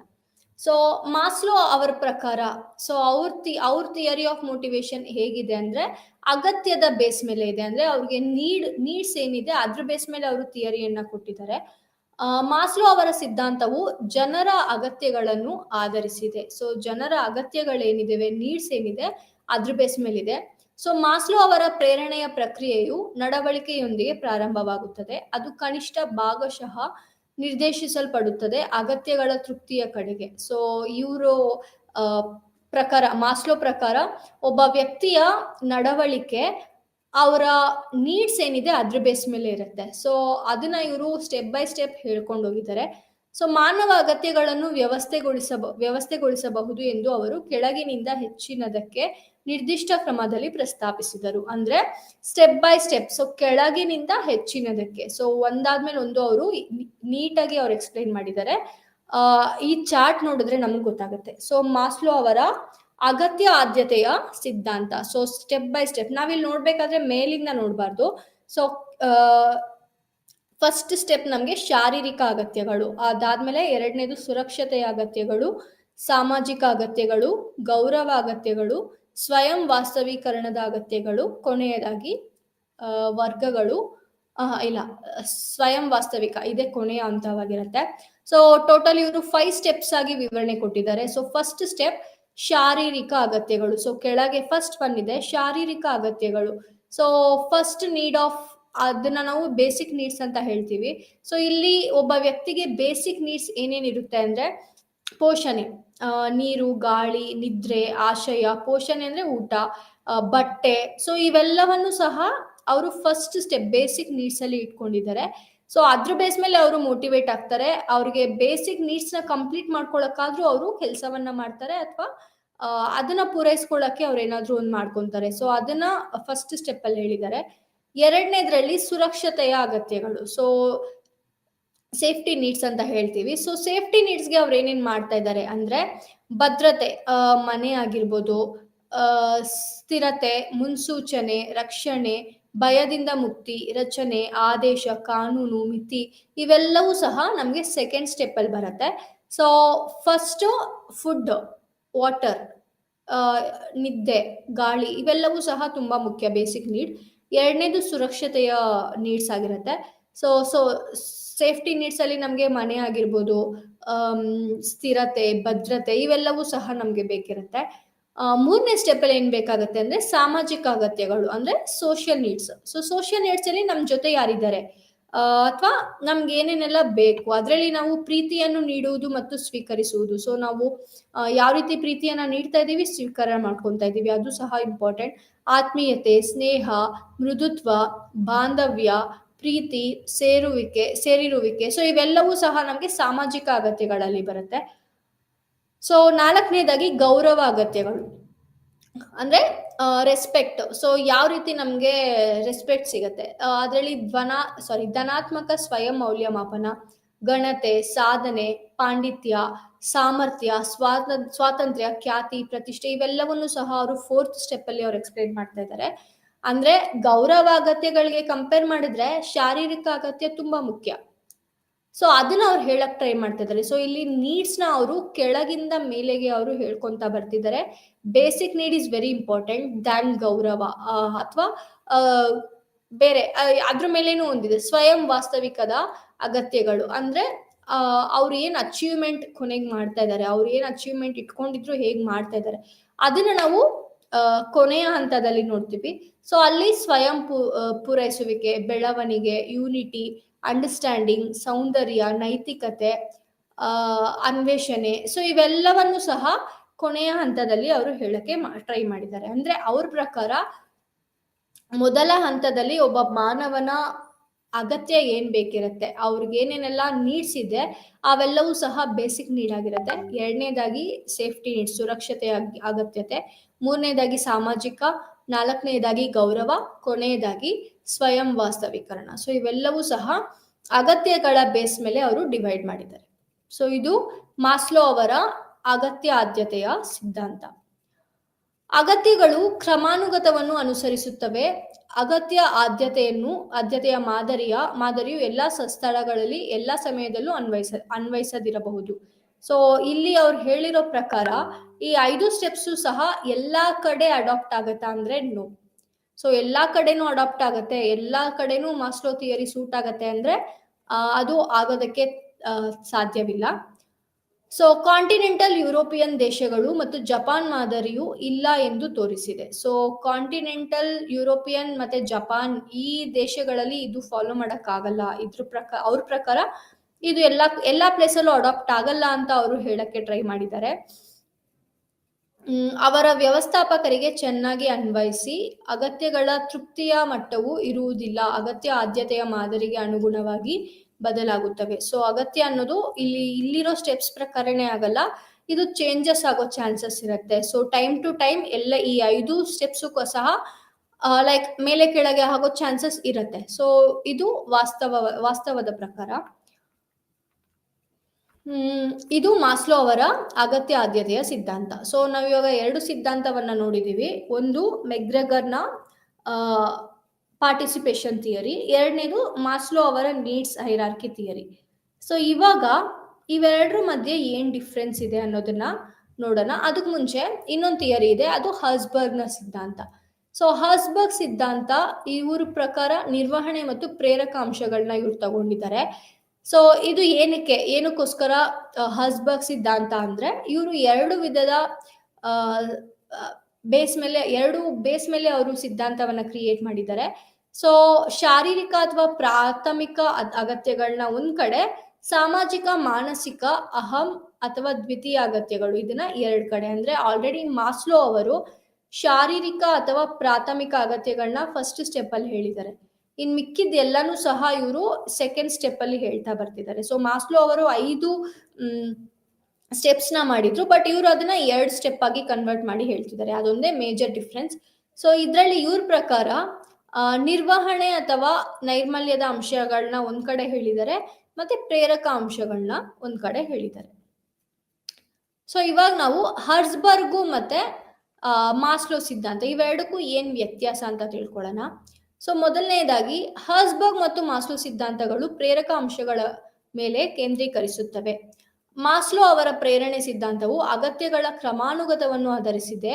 ಅವರ ಪ್ರಕಾರ ಅತೃಪ್ತಿಕರ ಅಗತ್ಯವು ವ್ಯಕ್ತಿಗೆ ಪ್ರೇರಕ ಅಂಶವಾಗಿರುತ್ತದೆ ಮತ್ತು ಆ ದಿಕ್ಕಿನಲ್ಲಿ ವರ್ತನೆ ಅವನ ಆಡಳಿತವನ್ನು ನಿಯಂತ್ರಿಸುತ್ತದೆ. ಅಂದ್ರೆ ಮಾಸ್ಲೋ ಪ್ರಕಾರ ಇವಾಗ ಯಾವ್ದಾದ್ರು ಒಂದು ಅಗತ್ಯ ನಮ್ಗೆ ಪೂರೈಸ್ಕೊಳ್ಳಕ್ಕೆ ಆಗಿಲ್ಲ ಅಂದ್ರೆ ಅವರ ವರ್ತನೆ ಅಥವಾ ಆ ವ್ಯಕ್ತಿಯ ನಡವಳಿಕೆ ಎಲ್ಲವೂ ಅದನ್ನ ಪೂರೈಸ್ಕೊಳ್ಳೋ ಬೇಸ್ ಮೇಲೆನೆ ಇರುತ್ತೆ. ಇವಾಗ ಫಾರ್ ಎಕ್ಸಾಂಪಲ್, ನಾನು ಬೆಳಗ್ಗೆ ಟಿಫನ್ ಮಾಡಿಲ್ಲ ಅಂದ್ರೆ ನನಗೆ ಮಧ್ಯಾಹ್ನ ಆಗೋವರೆಗೂ ಆಲ್ಮೋಸ್ಟ್ ನಾನು ಟಿಫನ್ ಮಾಡಿಲ್ಲ, ನಾನು ಮಾಡ್ಬೇಕು. ಸೊ ಇದನ್ನ ನಾವು ಮೇಜರ್ ಆಗಿ ಥಿಂಕ್ ಮಾಡ್ತಾ ಇರ್ತೀವಿ. ಅದನ್ನೇ ನಾವು ಬೇಸಿಕ್ ನೀಡ್ ಅಂತ ಹೇಳೋದು. ಬೇಸಿಕ್ ನೀಡೇ ಫಿಲ್ ಆಗಿಲ್ಲ ಅಂದ್ರೆ ಅವರು ಆಲ್ಮೋಸ್ಟ್ ಆ ಬೇಸಿಕ್ ನೀಡ್ ಫುಲ್ಫಿಲ್ ಮಾಡ್ಕೊಳ್ಳೋಕೆ ಟ್ರೈ ಮಾಡ್ತಾ ಇರ್ತಾರೆ. ಅನದರ್ ಎಕ್ಸಾಂಪಲ್, ಇವಾಗ 2ನೇ ಸ್ಟೆಪ್ ಅಲ್ಲಿ ಅವ್ರು ಏನ್ ಹೇಳಿದ್ದಾರೆ ಅಂದ್ರೆ ಸೇಫ್ಟಿ ನೀಡ್ಸ್, ಮನೆ ಆಗಿರ್ಬೋದು, ಸ್ಯಾಲರಿ ಆಗಿರ್ಬೋದು. ಸೊ ಇವೆಲ್ಲವನ್ನು ಸಹ, ಸೊ ಇದ್ರಲ್ಲಿ ಇವಾಗ ಫಾರ್ ಎಕ್ಸಾಂಪಲ್ ನನಗಿನ್ನು ಸ್ಯಾಲರಿ ರಿಸೀವ್ ಆಗಿಲ್ಲ ಅಥವಾ ನನಗೆ ಕೆಲಸ ಸಿಗ್ತಾ ಇಲ್ಲ. ಸೊ ಆ ತರ ಸಿಚುವೇಶನ್ ಅಲ್ಲಿ ಅವ್ರ ಮೋಟಿವೇಶನ್ ಅಥವಾ ಅವ್ರ ನೀಡ್ಸ್ ಏನಿರುತ್ತೆ, ಕೆಲಸ ಹುಡ್ಕೋದ್ರ ಕಡೆ ಆಗಿರ್ಬೋದು ಅಥವಾ ಮನೆ ಕಟ್ಟೋದಾಗಿರ್ಬೋದು. ಸೊ ಇದ್ರ ಬೇಸ್ ಮೇಲೆ ಅವರ ನೀಡ್ಸ್ ಅನ್ನೋದು ಇರುತ್ತೆ. ಸೊ ಇದನ್ನ ಮಾಸ್ಲೋ ಅವರು ತುಂಬಾ ಚೆನ್ನಾಗಿ ಅವರ ಥಿಯರಿ ಪ್ರಕಾರ ಥಿಯರಿಯ ಮುಖಾಂತರ ಅವ್ರು ಹೇಳ್ಕೊಂಡಿದ್ದಾರೆ. ಆದ್ರೆ ಹರ್ಸ್ಬರ್ಗ್ ಏನ್ ಹೇಳ್ತಿದ್ದಾರೆ ಅಂದ್ರೆ, ಪ್ರೇರಕ ಮತ್ತು ನಿರ್ವಹಣೆ ಅಂಶಗಳ ನಡುವಿನ ವ್ಯತ್ಯಾಸದಿಂದ ಅಭಿವೃದ್ಧಿಪಡಿಸಿದ್ದಾರೆ. ನಿರ್ವಹಣೆಯ ಅಂಶಗಳು ಕೆಲಸದ ಅತೃಪ್ತಿಯನ್ನು ತಪ್ಪಿಸುತ್ತವೆ, ಆದರೆ ಕಾರ್ಮಿಕರ ಪ್ರೇರಣೆ ನೀಡುವುದಿಲ್ಲ. ಸೊ ಇಲ್ಲಿ ಹರ್ಸ್ಬರ್ಗ್ ಪ್ರಕಾರ ಕಂಪನಿಯಲ್ಲಿ ಮೋಟಿವೇಶನ್ ಅನ್ನೋದು ನಿರ್ವಹಣೆಯ ಅಂಶಗಳಲ್ಲಿ ಇರುತ್ತೆ. ಅಂದ್ರೆ ಅವರು ಏನಾದ್ರೂ ಎಂಪ್ಲಾಯೀಸ್ ಅತೃಪ್ತರಾಗಿದ್ದಾರೆ ಅಂದ್ರೆ ಅವರು ಆ ಕೆಲಸವನ್ನ ಕಂಪ್ಲೀಟ್ ಮಾಡ್ಕೊಡೋದಕ್ಕೆ ಆಗೋದೇ ಇಲ್ಲ. ಸೊ ಇದು ಹರ್ಸ್ಬರ್ಗ್ ಪ್ರಕಾರ. ಇವೆರಡರ ಸಂಬಂಧ ಏನು? ಸೊ ಡಿಫ್ರೆನ್ಸ್ ನಮಗೆ ಗೊತ್ತಾಯ್ತು. ಇವಾಗ ನಾವು ಮಾಸ್ಲೋ ಮತ್ತೆ ಹರ್ಸ್ಬರ್ಗ್ ಸಿದ್ಧಾಂತಗಳ ನಡುವಿನ ಸಂಬಂಧ ಏನು ಅಂತ ತಿಳ್ಕೊಳ್ಳೋಣ. ಸೊ ಹರ್ಸ್ಬರ್ಗ್ ಹೆಚ್ಚಿನ ನಿರ್ವಹಣಾ ಅಂಶಗಳು ತುಲನಾತ್ಮಕವಾಗಿ ಕಡಿಮೆ ಆದೇಶದ ಅಗತ್ಯಗಳ ಅಡಿಯಲ್ಲಿ ಬರುತ್ತದೆ. ಮಾಸ್ಲೋ ಅವರ ಶಾರೀರಿಕ ಮತ್ತು ಭದ್ರತೆ ಮತ್ತು ಸಾಮಾಜಿಕ ಅಗತ್ಯಗಳು ಹರ್ಸ್ಬರ್ಗ್ನ ನಿರ್ವಹಣಾ ಅಂಶಗಳ ಅಡಿಯಲ್ಲಿ ಬರುತ್ತವೆ. ಸೊ ನಿಮ್ಗೆ ಆಲ್ರೆಡಿ ಗೊತ್ತು, ಶಾರೀರಿಕ ಅಂಶಗಳನ್ನ ಒಂದ್ ಕಡೆನು ಮತ್ತೆ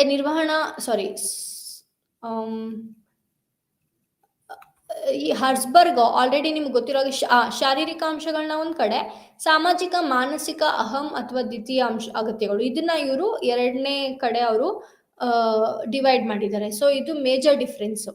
ಮತ್ತೆ ನೀವು ಇದನ್ನ ಸಂಬಂಧ ಅಂತಾನು ಹೇಳ್ಬೋದು. ಗೌರವದ ಒಂದು ಭಾಗವು ಇಷ್ಟವಾಗುತ್ತದೆ, ಸ್ಥಿತಿಯು ನಿರ್ವಹಣಾ ಅಂಶಗಳ ಭಾಗವಾಗಿದೆ ಮತ್ತು ಉಳಿದ ಭಾಗವಾಗಿದೆ ಪ್ರಗತಿ ಮತ್ತು ಗುರುತಿಸುವಿಕೆ ಸೇರಿದಂತೆ ಪ್ರೇರಕ ಅಂಶಗಳ ಅಡಿಯಲ್ಲಿ ಬರುತ್ತದೆ. ಸೊ ಇದು ಮಾಸ್ಲೋ ಮತ್ತು ಹರ್ಸ್ಬರ್ಗ್ ಸಿದ್ಧಾಂತಗಳ ನಡುವಿನ ಸಂಬಂಧ. ಇವಾಗ ನಾವು ಉದ್ಯೋಗ ಪುಷ್ಟೀಕರಣದ ಬಗ್ಗೆ ತಿಳ್ಕೊಳ್ಳೋಣ. ಉದ್ಯೋಗ ಪುಷ್ಟೀಕರಣ ಅಂದ್ರೆ ಜಾಬ್ ಎನ್ರಿಚ್ಮೆಂಟ್ ಅಂತ ಹೇಳ್ತೀವಿ. ಸೊ ಉದ್ಯೋಗ ಪುಷ್ಟೀಕರಣ ಅಂದ್ರೆ ಒಬ್ಬ ವ್ಯಕ್ತಿ ಕೆಲಸ ಮಾಡ್ತಾ ಇದ್ದಾರೆ, ಅವ್ರು ತುಂಬಾ ಚೆನ್ನಾಗಿ ಕೆಲಸ ಮಾಡ್ತಾ ಇದ್ದಾರೆ ಅಂದ್ರೆ ಅವ್ರಿಗೆ ಆ ಕೆಲಸವನ್ನ ಎನ್ರಿಚ್ ಮಾಡೋದು, ಅವ್ರು ಆಲ್ರೆಡಿ ಇರೋ ಪೊಸಿಷನ್ ಇಂದ ಅವ್ರ ಕೆಲಸವನ್ನ ಎನ್ರಿಚ್ ಮಾಡೋದು ಅಂದ್ರೆ ಇನ್ನು ಸ್ವಲ್ಪ ಅವ್ರ ಕೆಲಸದಲ್ಲಿ ಜವಾಬ್ದಾರಿ ಕೊಡೋದು, ವ್ಯಾಪ್ತಿ ಮಾಡೋದು. ವ್ಯಾಪ್ತಿ ಅಂದ್ರೆ ಇನ್ನು ಸ್ಕೋಪ್, ಅವ್ರಿಗೆ ಇನ್ನು ಸ್ವಲ್ಪ ಕೆಲಸಗಳನ್ನ ಅಡಿಷನಲ್ ಆಗಿ ಕೊಡೋದು, ಸವಾಲು ನವೀಕರಿಸುವುದು ಅಂದ್ರೆ ಇನ್ನು ಸ್ವಲ್ಪ ಲೈಕ್ ಕೆಲಸವನ್ನ ಹೆಚ್ಚು ಸವಾಲು ಕೆಲಸವನ್ನ ಅವರಿಗೆ ಕೊಡೋದು. ಸೊ ಈ ತರ ಮಾಡಿದಾಗ ಏನಾಗುತ್ತೆ ಅಂದ್ರೆ ಅವ್ರಿಗೊಂದು ಮೋಟಿವೇಶನ್ ಆಗುತ್ತೆ, ಓಕೆ ನಾನು ತುಂಬಾ ಚೆನ್ನಾಗಿ ಕೆಲಸ ಮಾಡ್ತಾ ಇದ್ದೀನಿ, ಅದರಿಂದ ನನಗೆ ಜಾಬ್ ಎನ್ರಿಚ್ ಮಾಡ್ತಾ ಇದ್ದಾರೆ. ಸೊ ಜಾಬ್ ಎನ್ರಿಚ್ಮೆಂಟ್ ಅಂದ್ರೆ ಬರೀ ಸ್ಕೋಪ್ ಮಾತ್ರ ಅಲ್ಲ, ಅಂದ್ರೆ ಅಡಿಷನಲ್ ಕೆಲಸ ಕೊಡೋದು ಮಾತ್ರ ಅಲ್ಲ, ಅವ್ರಿಗೆ ಜವಾಬ್ದಾರಿನೂ ಕೊಡ್ತಾರೆ, ಸವಾಲು ಆ ತರ ಕೆಲಸನೂ ಕೊಡ್ತಾರೆ, ಮತ್ತೆ ವ್ಯಾಪ್ತಿ ಸ್ಕೋಪು ಕೂಡ ಜಾಸ್ತಿ ಆಗುತ್ತೆ. ಹಾಗೆಯೇ ಅವ್ರ ಸಂಬಳನೂ ಜಾಸ್ತಿ ಆಗುತ್ತೆ, ಅವ್ರ ಪೊಸಿಷನ್ ಚೇಂಜ್ ಆಗುತ್ತೆ. ಓಕೆನಾ? ಸೊ ಇದನ್ನ ನಾವು ಉದ್ಯೋಗ ಪುಷ್ಟೀಕರಣ ಅಥವಾ ಜಾಬ್ ಎನ್ರಿಚ್ಮೆಂಟ್ ಅಂತ ಹೇಳ್ತೀವಿ. ಸೊ ಉದ್ಯೋಗ ಪುಷ್ಟೀಕರಣ ಎಂಬ ಪದ ಉದ್ಯೋಗ ವಿಸ್ತರಣೆ ಎಂಬ ಪದದಿಂದ ಪ್ರತ್ಯೇಕ ಮಾಡಲೇಬೇಕು. ಯಾಕೆಂದ್ರೆ ಉದ್ಯೋಗ ಪುಷ್ಟೀಕರಣ ಅಂದ್ರೆ ಜಾಬ್ ಎನ್ರಿಚ್ಮೆಂಟ್. ಸೊ ಅಲ್ಲಿ ಅವ್ರಿಗೆ ಸವಾಲು ಜಾಸ್ತಿ ಇರುತ್ತೆ, ಅಡಿಷನಲ್ ವರ್ಕ್ ಇರುತ್ತೆ, ಮತ್ತೆ ಅಂಡ್ ಇವನ್ ಸ್ಯಾಲ್ರಿ ಆಗಿರ್ಬೋದು, ಇನ್ಸೆಂಟಿವ್ಸ್ ಆಗಿರ್ಬೋದು, ಇವೆಲ್ಲವೂ ಸಹ ಜಾಸ್ತಿ ಆಗುತ್ತೆ. ಬಟ್ ಉದ್ಯೋಗ ವಿಸ್ತರಣೆ ಅಂದ್ರೆ ಜಾಬ್ ಎನ್ಲಾರ್ಜ್ಮೆಂಟ್ ಅಲ್ಲಿ ಏನಾಗುತ್ತೆ ಅಂದ್ರೆ ಅವ್ರಿಗೆ ಇನ್ನೂ ಹೆಚ್ಚು ಹೆಚ್ಚು ಕೆಲಸವನ್ನ ಕೊಡ್ತಾ ಇರೋದಷ್ಟೇ, ಪುನರಾವರ್ತಿತ ಕೆಲಸಗಳು, ಅಂದ್ರೆ ಅವ್ರು ಮಾಡಿದ ಕೆಲಸನೇ ಮಾಡ್ತಾ ಇರ್ತಾರೆ, ಮಾಡಿದ ಕೆಲಸನೇ ಮತ್ತೆ ಮತ್ತೆ ಆ ತರ ಕೆಲಸಗಳನ್ನ ಕೊಡ್ತಾ ಇದ್ರೆ ಅದನ್ನ ನಾವು ಉದ್ಯೋಗ ವಿಸ್ತರಣೆ ಅಥವಾ ಜಾಬ್ ಎನ್ಲಾರ್ಜ್ಮೆಂಟ್ ಅಂತ ಹೇಳ್ತೀವಿ. ಸೊ ಈ ತರ ಮಾಡೋದ್ರಿಂದ ಒಬ್ಬ ವ್ಯಕ್ತಿಗೆ ಪ್ರೋತ್ಸಾಹ ಅನ್ನೋದು ಆಗೋದಿಲ್ಲ, ಪ್ರೇರಣೆ ಅನ್ನೋದು ಆಗೋದಿಲ್ಲ. ಸೊ ಮೋಟಿವೇಟ್ ಆಗ್ಬೇಕು ಅಂದ್ರೆ ಅವ್ರಿಗೆ job enrichment is best. So ಕೆಲಸದ ಪುಷ್ಟೀಕರಣವನ್ನು ಪರಿಣಾಮಕಾರಿಯಾಗಿ ಮಾಡುವ ತತ್ವಗಳು. ಸೊ ಹೇಗೆ ಅವರು ಕೆಲಸದ ಪುಷ್ಟೀಕರಣವನ್ನ ಮಾಡ್ಬೋದು, ಹೇಗೆ ಜಾಬ್ ಎನ್ರಿಚ್ಮೆಂಟ್ ಮಾಡ್ಬೋದು ಅಂದ್ರೆ, ಫಸ್ಟ್ ಒನ್, ಕಾರ್ಮಿಕರಿಗೆ ಕಾರ್ಯಾಚರಣೆಯ ಸ್ವತಂತ್ರ ಮತ್ತು ಜವಾಬ್ದಾರಿಯನ್ನು ನೀಡಬೇಕು. ಸೊ ಇವಾಗ ನಾನು ಮಾಡ್ತಾ ಇರೋ ಕೆಲಸದಲ್ಲಿ ನಂಗೆ ಸ್ವತಂತ್ರ ಇರಬೇಕು, ಮತ್ತೆ ನಂಗೆ ಇನ್ನೂ ಸ್ವಲ್ಪ ಹೆಚ್ಚು ಜವಾಬ್ದಾರಿಯನ್ನ ಕೊಟ್ರೆ, ರೆಸ್ಪಾನ್ಸಿಬಿಲಿಟಿಯನ್ನ ಕೊಟ್ರೆ ಮೇ ಬಿ ನನಗೆ ಅದು ಜಾಬ್ ಎನ್ರಿಚ್ಮೆಂಟ್ ಅಂತ ಅನಿಸ್ಬೋದು. ಎರಡನೇದಾಗಿ, ಕೆಲಸಗಾರರು ನಿಜವಾಗಿಯೂ ಏನು ಬಯಸುತ್ತಾರೆ ಎಂಬುದರ ಕುರಿತು ವ್ಯವಸ್ಥಾಪಕರು ಉತ್ತಮ ತಿಳುವಳಿಕೆಯನ್ನು ಹೊಂದಿರಬೇಕು. ಸೊ ಕೆಲಸ ಮಾಡ್ತಾ ಇದ್ದಾರೆ, ಅವ್ರು ಏನ್ ಅವರು ಆಕ್ಚುಯಲ್ ಅವ್ರು ಏನ್ ಬಯಸ್ತಾ ಇದ್ದಾರೆ, ಅವ್ರಿಗೆ ಏನ್ ಬೇಕಿದೆ ಅನ್ನೋದನ್ನ ವ್ಯವಸ್ಥಾಪಕರು ತಿಳ್ಕೊಂಡು ಅದ್ರ ಬೇಸ್ ಮೇಲೆ ಅವರು ಕಾಳಜಿ ವಹಿಸ್ಬೇಕಿರತ್ತೆ. ಮೂರನೇದಾಗಿ, ಕೆಲಸಗಾರರನ್ನು ಸಮಾಲೋಚಿಸಬೇಕು ಮತ್ತು ಅವರು ಸಲಹೆಗಳನ್ನು ನೀಡಲು ಅವಕಾಶ ಕೊಡಬೇಕು. ಸೊ ಎಂಪ್ಲಾಯೀಸ್ ಏನಿದ್ದಾರೆ ಅವ್ರನ್ನ ಈಕ್ವಲ್ ಆಗಿ ಟ್ರೀಟ್ ಮಾಡಬೇಕು. ಹಾಗೆ ಅವರ ಒಪಿನಿಯನ್ ಏನಿದೆ ಅದನ್ನ ರಿಸೀವ್ ಮಾಡ್ಕೊಳ್ಳೋಕ್ಕೂ ರೆಡಿ ಇರಬೇಕು. ಅವರು ರಿಸೀವ್ ಮಾಡ್ಕೊಂಡಿಲ್ಲ ಅಂದ್ರೂ ಅಟ್ಲೀಸ್ಟ್ ಅವರು ಒಪಿನಿಯನ್ ಹೇಳ್ಕೊಳಕ್ಕೆ ಅವ್ರಿಗೆ ಅವಕಾಶವನ್ನ ಕೊಡಬೇಕು. ಸೊ ನಾಲ್ಕನೇದಾಗಿ, ಪ್ರತಿ ಹಂತದಲ್ಲೂ ಹೊಸ ಮತ್ತು ಹೆಚ್ಚು ಕಷ್ಟಕರವಾದ ಕಾರ್ಯಗಳನ್ನು ಪರಿಚಯಿಸಿ ಕಾರ್ಮಿಕರಿಗೆ ನೀಡುವುದು, ಕಲಿಯಲು ಮತ್ತು ಪರಿಣಿತಿ ಪಡೆಯಲು. ಸೊ ಅವರು ಕೆಲಸವನ್ನ ಕಲ್ತ್ಕೊಳ್ಳಕ್ಕೆ ಮತ್ತೆ ಅದರಲ್ಲಿ ಅವರು ಟ್ರೈನ್ ಅಪ್ ಆಗೋದಕ್ಕೆ ಸೊ ಹೊಸ ವಿಷಯಗಳನ್ನ ಒಂದೊಂದು ಹಂತದಲ್ಲೂ ತರೋದು. ಸೊ ಈ ತರ ತಂದ್ರೆ ಅವರು ಸ್ವಲ್ಪ ಮೋಟಿವೇಟ್ ಆಗಿ ಕೆಲಸ ಮಾಡ್ತಾರೆ. ಸೊ ಕೊನೆಯದಾಗಿ, ಕೆಲಸಗಾರರಿಗೆ ಅವರ ಕಾರ್ಯಕ್ಷಮತೆಯ ಬಗ್ಗೆ ಆಗಾಗ್ಗೆ ಪ್ರತಿಕ್ರಿಯೆ ನೀಡಬೇಕು. ಅವಾಗವಾಗ ಅವರಿಗೆ ಫೀಡ್ಬ್ಯಾಕ್ ಕೊಡ್ತಾ ಇರಬೇಕು. ಸೊ ನೀವು ಹೇಗೆ ಕೆಲಸ ಮಾಡ್ತಾ ಇದ್ದೀರಾ, ಮೆಚ್ಚುಗೆ ಆಗಿರ್ಬೋದು, ಮೆಚ್ಚುಗೆನೂ ಕೊಡ್ಬೋದು ಅಥವಾ ಇನ್ನೂ ಕಲ್ತ್ಕೊಳ್ಳಕ್ಕೆ ಅವ್ರಿಗೆ ಪ್ರೇರೇಪಣೆಯನ್ನು ಕೊಡ್ಬೋದು.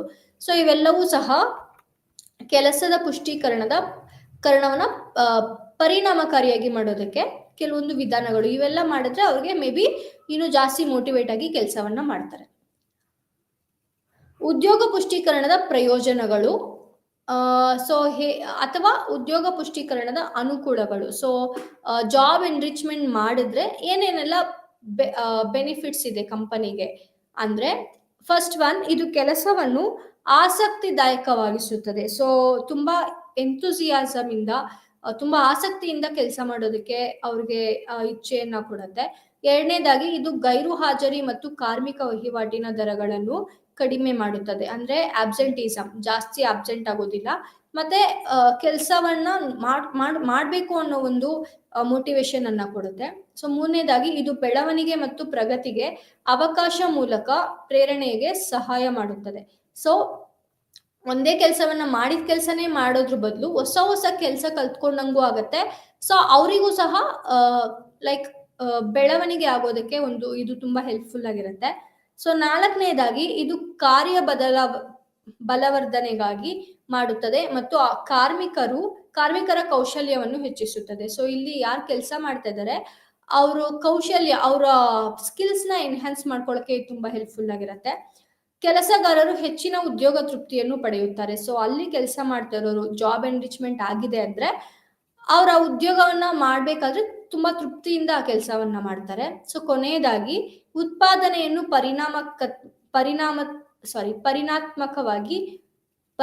ಪರಿಮಾಣಾತ್ಮಕವಾಗಿ ಸುಧಾರಿಸುವ ಮೂಲಕ ಉದ್ಯಮವು ಲಾಭವನ್ನು ಪಡೆಯುತ್ತದೆ ಮತ್ತು ಗುಣಾತ್ಮಕವಾಗಿ ಮತ್ತು ಕಾರ್ಮಿಕರ ಹೆಚ್ಚಿನ ತೃಪ್ತಿಯನ್ನು ಪಡೆಯುತ್ತದೆ. ಸೊ ಇಲ್ಲಿ ನಾವು ಜಾಬ್ ಎನ್ರಿಚ್ಮೆಂಟ್ ಆದ್ಮೇಲೆ ನಾವು ತುಂಬಾ ಆಸಕ್ತಿಯಿಂದ ಕೆಲಸ ಮಾಡೋದ್ರಿಂದ ಅದು ಕಂಪನಿಗೂ ಕೂಡ ತುಂಬಾ ಹೆಲ್ಪ್ಫುಲ್. ಅವರು ಸಹ ಅವ್ರ ಆಬ್ಜೆಕ್ಟಿವ್ ನ ಮುಗಿಸ್ಕೊಂಡಂಗ ಆಗತ್ತೆ ಅಂಡ್ ಇವನ್ ಅವರು ಪ್ರಾಫಿಟ್ ತಗೊಂಡಂಗ ಆಗತ್ತೆ. ಅದು ಲೈಕ್ ಪಾಸಿಟಿವ್ ಆಗಿ ಕಂಪನಿಗೂ ಸಹ ಅದು ಅಫೆಕ್ಟ್ ಆಗುತ್ತೆ. ಇವೆಲ್ಲವೂ ಸಹ ಉದ್ಯೋಗ ಪುಷ್ಟೀಕರಣದ ಪ್ರಯೋಜನಗಳು. ಅಂದ್ರೆ ಜಾಬ್ ಎನ್ರಿಚ್ಮೆಂಟ್ ನಾವು ಮಾಡಿದ್ರೆ ಈ ತರ ಬೆನಿಫಿಟ್ಸ್ ಇದೆ. ಸೊ ಜಾಬ್ ಎನ್ರಿಚ್ಮೆಂಟ್ ಮಾಡೋದ್ರಿಂದ ಏನೇನೆಲ್ಲ ಡಿಸಡ್ವಾಂಟೇಜಸ್ ಇದೆ, ಇದರಲ್ಲಿ ಡಿಸಡ್ವಾಂಟೇಜ್ ಕೂಡ ಆಗೋ ಚಾನ್ಸಸ್ ಇರುತ್ತೆ. ಸೊ ಅದರಲ್ಲಿ ಮೊದಲನೇದಾಗಿ, ತಂತ್ರಜ್ಞಾನವು ಎಲ್ಲಾ ಉದ್ಯೋಗಗಳ ಪುಷ್ಟೀಕರಣವನ್ನು ಅನುಮತಿಸದಿರಬಹುದು. ವಿಶೇಷತೆಯೊಂದಿಗೆ ಯಂತ್ರೋಪಕರಣಗಳು ಉದ್ಯೋಗಗಳನ್ನು ಬಹಳ ಅರ್ಥಪೂರ್ಣವಾಗಿ ಮಾಡಲು ಸಾಧ್ಯವಾಗುತ್ತದೆ. ಸೊ ಒಬ್ಬ ವ್ಯಕ್ತಿ ಮಾಡೋ ಕೆಲಸವನ್ನ ಮೇ ಬಿ ತಂತ್ರಜ್ಞಾನ, ಇವಾಗ ನಿಮ್ಗೆ ಗೊತ್ತಿರೋ ಹಾಗೆ AI ಆಗಿರ್ಬೋದು ಅಥವಾ ಈ ತರ ತಂತ್ರಜ್ಞಾನ ಬಂದಿರೋದ್ರಿಂದ ಮೋಸ್ಟ್ ಪ್ರಾಬಬ್ಲಿ ಎಂಪ್ಲಾಯೀಸ್ ನ ಅಷ್ಟು ಕನ್ಸಿಡರ್ ಮಾಡೋದಿಲ್ಲ. ಸೊ ಎಲ್ಲವನ್ನೂ ಸಹ ಯಂತ್ರೋಪಕರಣಗಳ ಮೂಲಕನೇ ಮಾಡ್ಕೊಳಕ್ಕೆ ಕಂಪನಿಗಳು ಸ್ಟಾರ್ಟ್ ಮಾಡ್ಬೋದು. ಇದು ಒಂಥರ ಡಿಸಡ್ವಾಂಟೇಜ್. ಎರಡನೇದಾಗಿ, ಕೆಲವು ಸಂದರ್ಭಗಳಲ್ಲಿ ಉದ್ಯೋಗ ಪುಷ್ಟೀಕರಣವು ದುಬಾರಿ ಪ್ರಕ್ರಿಯೆ ಎಂದು ಸಾಬೀತಾಗಿದೆ. ಒಳಗೊಂಡಿರುವ ವೆಚ್ಚವು ಉತ್ಪಾದಕತೆಯ ಲಾಭಕ್ಕಿಂತ ದೊಡ್ಡದಾಗಿದೆ. ಅಂದ್ರೆ ನಾವು ಇವಾಗ ಜಾಬ್ ಎನ್ರಿಚ್ಮೆಂಟ್ ಮಾಡ್ತಾ ಇದೀವಿ ಅಂದ್ರೆ ಮೇ ಬಿ ಅವ್ರಿಗೆ ಸ್ಯಾಲರಿ ಇನ್ಕ್ರಿಮೆಂಟ್ ಅಥವಾ ಇನ್ಸೆಂಟಿವ್ಸ್ ಕೊಡ್ಬೇಕಿರತ್ತೆ. ಸೊ ಅವ್ರ ಹತ್ರ ಒಬ್ಬ ವ್ಯಕ್ತಿ ಹತ್ರನೇ ಅಷ್ಟು ಕೆಲಸವನ್ನ ಕೊಟ್ಟು ಅವನಿಗೆ ಇನ್ಸೆಂಟಿವ್ ಕೊಡೋ ಬದಲು ಬೇರೆ ಯಾರಾದ್ರೂ ಆ ಪೊಸಿಷನ್ ಅಲ್ಲಿ ಬೇರೆ ಆಲ್ರೆಡಿ ಯಾರಾದ್ರೂ ಇದ್ರೆ ಅದು ಬೆಸ್ಟ್ ಅಂತ ಕನ್ಸಿಡರ್ ಮಾಡ್ಬೋದು. ಯಾಕಂದ್ರೆ ಬರೋ ಲಾಭಕ್ಕಿಂತ ನಾವು ಕೊಡೋ ಇನ್ಸೆಂಟಿವ್ ಅಥವಾ ಸ್ಯಾಲ್ರಿ ಇನ್ಕ್ರಿಮೆಂಟ್ ಇದೇ ಜಾಸ್ತಿ ಆಗೋ ಚಾನ್ಸಸ್ ಇದೆ. ಮತ್ತೆ ಅದು ಏನಾಗುತ್ತೆ ಅಂದ್ರೆ ದುಬಾರಿ ಪ್ರಕ್ರಿಯೆ ಅಂತ ನಾವು ಕನ್ಸಿಡರ್ ಮಾಡ್ಬೋದು. ಮೂರನೇದಾಗಿ, ಹೆಚ್ಚು ನುರಿತ ವೃತ್ತಿಪರ ಉದ್ಯೋಗಿಗಳ ಉದ್ಯೋಗಗಳು ಅನೇಕ ಸವಾಲನ್ನು ಒಳಗೊಂಡಿರುತ್ತವೆ, ಆದರೆ ಅವುಗಳು ಹೆಚ್ಚು ಪರಿಣಾಮಕಾರಿಯಾಗಿರುವುದಿಲ್ಲ. ಸೊ ಕೆಲವರಿಗೆ ಆತರ ಅಂದ್ರೆ ನೀವು ಜಾಬ್ ಎನ್ರಿಚ್ಮೆಂಟ್ ಮಾಡಿದಾಗ ಅವ್ರಿಗೆ ಜಾಸ್ತಿ ಕಷ್ಟ ಅನ್ನೋ ಫೀಲ್ ಆಗ್ಬೋದು. ಅಷ್ಟು ಕಷ್ಟ ಅಂತ ಫೀಲ್ ಆಗಿ ಅವ್ರು ಆ ಕೆಲಸವನ್ನ ಮಾಡ್ತಾ ಇದ್ರೆ ಮೇ ಬಿ ಅದು ಹೆಚ್ಚು ಪರಿಣಾಮಕಾರಿಯಾಗಿ ಇರೋದಿಲ್ಲ. ಸೊ ಒಬ್ರಿಗೆ ಒಂದಷ್ಟು ಕೆಲಸಗಳನ್ನ ಅಸೈನ್ ಮಾಡಿ ನೀವ್ ಹೆಂಗೂ ಚೆನ್ನಾಗಿ ಕೆಲಸ ಮಾಡ್ತೀರಾ, ಸೊ ಅದು ಮೋಟಿವೇಟ್ ಆಗೋ ತರ ನೀವು ಹೇಳ್ಬೋದು. ಬಟ್ ಒಬ್ರಿಗೆ ಜಾಸ್ತಿ ಕೆಲಸವನ್ನ ಕೊಟ್ಟಾಗ ಮೇ ಬಿ ಅವರು ಹೆಚ್ಚು ಪರಿಣಾಮಕಾರಿಯಾಗಿ ಮಾಡೋದಕ್ಕೆ ಸಾಧ್ಯವಾಗೋದಿಲ್ಲ. ನಾಲ್ಕನೇದಾಗಿ, ಎಲ್ಲ ಕೆಲಸಗಾರರು ನಿಜವಾಗಿಯೂ ಸವಾಲಿನ ಕೆಲಸಗಳನ್ನು ಬಯಸುತ್ತಾರೆ ಎಂದು ಹೇಳುವುದು ಕಷ್ಟ. ಸೊ ಒಂದು ಕಂಪನಿಯಲ್ಲಿ ಜಾಬ್ ಎನ್ರಿಚ್ಮೆಂಟ್ ನಾವೆಲ್ರಿಗೂ ಮಾಡೋದಕ್ಕೆ ಸಾಧ್ಯ ಇಲ್ಲ. ಕೆಲವ್ರಿಗೆ ಮಾಡ್ತಾ ಇದ್ದೀವಿ ಅಂದ್ರೆ ಅವ್ರಿಗೂ ಅದನ್ನ ರಿಸೀವ್ ಮಾಡ್ಕೊಳ್ಳೋ ಒಂದು ಲೈಕ್ ಅವ್ರಿಗೂ ರಿಸೀವ್ ಮಾಡ್ಕೊಳಕ್ ಇಷ್ಟ ಇರೋದಿಲ್ಲ ಕೆಲವೊಂದ್ಸರಿ. ಅವ್ರು ನಿಜವಾಗ್ಲೂ ಸವಾಲಿನ ಕೆಲಸವನ್ನ ತಗೊಳಕ್ಕೆ ಇಷ್ಟ ಇಲ್ಲದೆ ಇರ್ಬೋದು. ಅನೇಕ ಅನೇಕರು ಜವಾಬ್ದಾರಿಯನ್ನು ತಪ್ಪಿಸಲು ಇಷ್ಟಪಡುತ್ತಾರೆ. ಸೊ ತುಂಬಾ ಜನ ನನಗೆ ಜಾಬ್ ಎನ್ರಿಚ್ಮೆಂಟ್ ಬೇಡ, ನನಗೆ ರೆಸ್ಪಾನ್ಸಿಬಿಲಿಟಿ ಬೇಡ ಅನ್ನೋರು ಸಹ ಇರ್ಬೋದು. ಅವರು ಎಲ್ಲಕ್ಕಿಂತ ಹೆಚ್ಚಾಗಿ ಕೆಲಸವನ್ನು ಇಷ್ಟಪಡುತ್ತಾರೆ. ಕೆಲಸದಲ್ಲಿ ಭದ್ರತೆ ಮತ್ತು ವೇತನವನ್ನ ಇಷ್ಟಪಡ್ತಾರೆ. ಸೊ ಅವ್ರಿಗೆ ಜಾಬ್ ಸೇಫ್ಟಿ ಇರಬೇಕು, ಸ್ಯಾಲ್ರಿ ಇರಬೇಕು. ಸೊ ಇವೆರಡನ್ನ ಮಾತ್ರ ಇಷ್ಟಪಡೋರು ಕೆಲವ್ರು ಇರ್ತಾರೆ. ಸೊ ಅವರಿಗೆ ನಾವು ಜಾಬ್ ಎನ್ರಿಚ್ಮೆಂಟ್ ಮಾಡೋದಕ್ಕೆ ಸಾಧ್ಯವಾಗೋದಿಲ್ಲ. ಕೊನೆಯದಾಗಿ, ಉದ್ಯೋಗ ಪುಷ್ಟೀಕರಣಕ್ಕೆ ಆದ್ಯತೆ ನೀಡುವ ಎಲ್ಲರೂ ಅಗತ್ಯ ಸಾಮರ್ಥ್ಯವನ್ನು ಹೊಂದಿಲ್ಲದಿರಬಹುದು ಹೊಸ ಸವಾಲುಗಳನ್ನು ಎದುರಿಸಲು. ಸೊ ಅಲ್ಲಿ ಕೆಲಸ ಮಾಡೋ ಎಲ್ರಿಗೂ ಸಹ ಅಂದ್ರೆ ಉದ್ಯೋಗ ಪುಷ್ಟೀಕರಣಕ್ಕೆ ಆದ್ಯತೆ ನೀಡೋದಕ್ಕಾಗಲ್ಲ. ಸೊ ಅವ್ರೆಲ್ರಿಗೂ ಸಹ ಆ ತರ ಸಾಮರ್ಥ್ಯ ಕೆಲವರಿಗೆ ಜಾಬ್ ಎನ್ರಿಚ್ಮೆಂಟ್ ಮಾಡಿದ್ರೆ ಅವ್ರಿಗೆ ತಗೊಂಡು ಮಾಡೋ ಸಾಮರ್ಥ್ಯ ಅವ್ರಿಗಿರತ್ತೆ.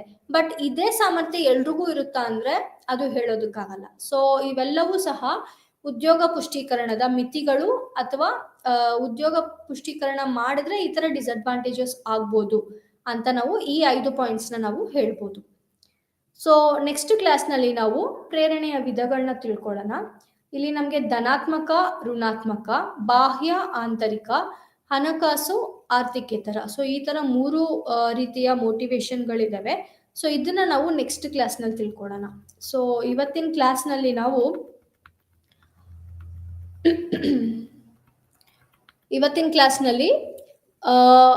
ಥಿಯರೀಸ್ ಆಫ್ ಮೋಟಿವೇಶನ್ ಅಲ್ಲಿವರೆಗೂ ನಾವು ತಿಳ್ಕೊಂಡಿದ್ದೀವಿ. ಮತ್ತೆ ಜಾಬ್ ಎನ್ರಿಚ್ಮೆಂಟ್, ಜಾಬ್ ಎನ್ಲಾರ್ಜ್ಮೆಂಟ್ ಅದ್ರ ಬಗ್ಗೆನೂ ನಾವು ತಿಳ್ಕೊಂಡಿದ್ದೀವಿ.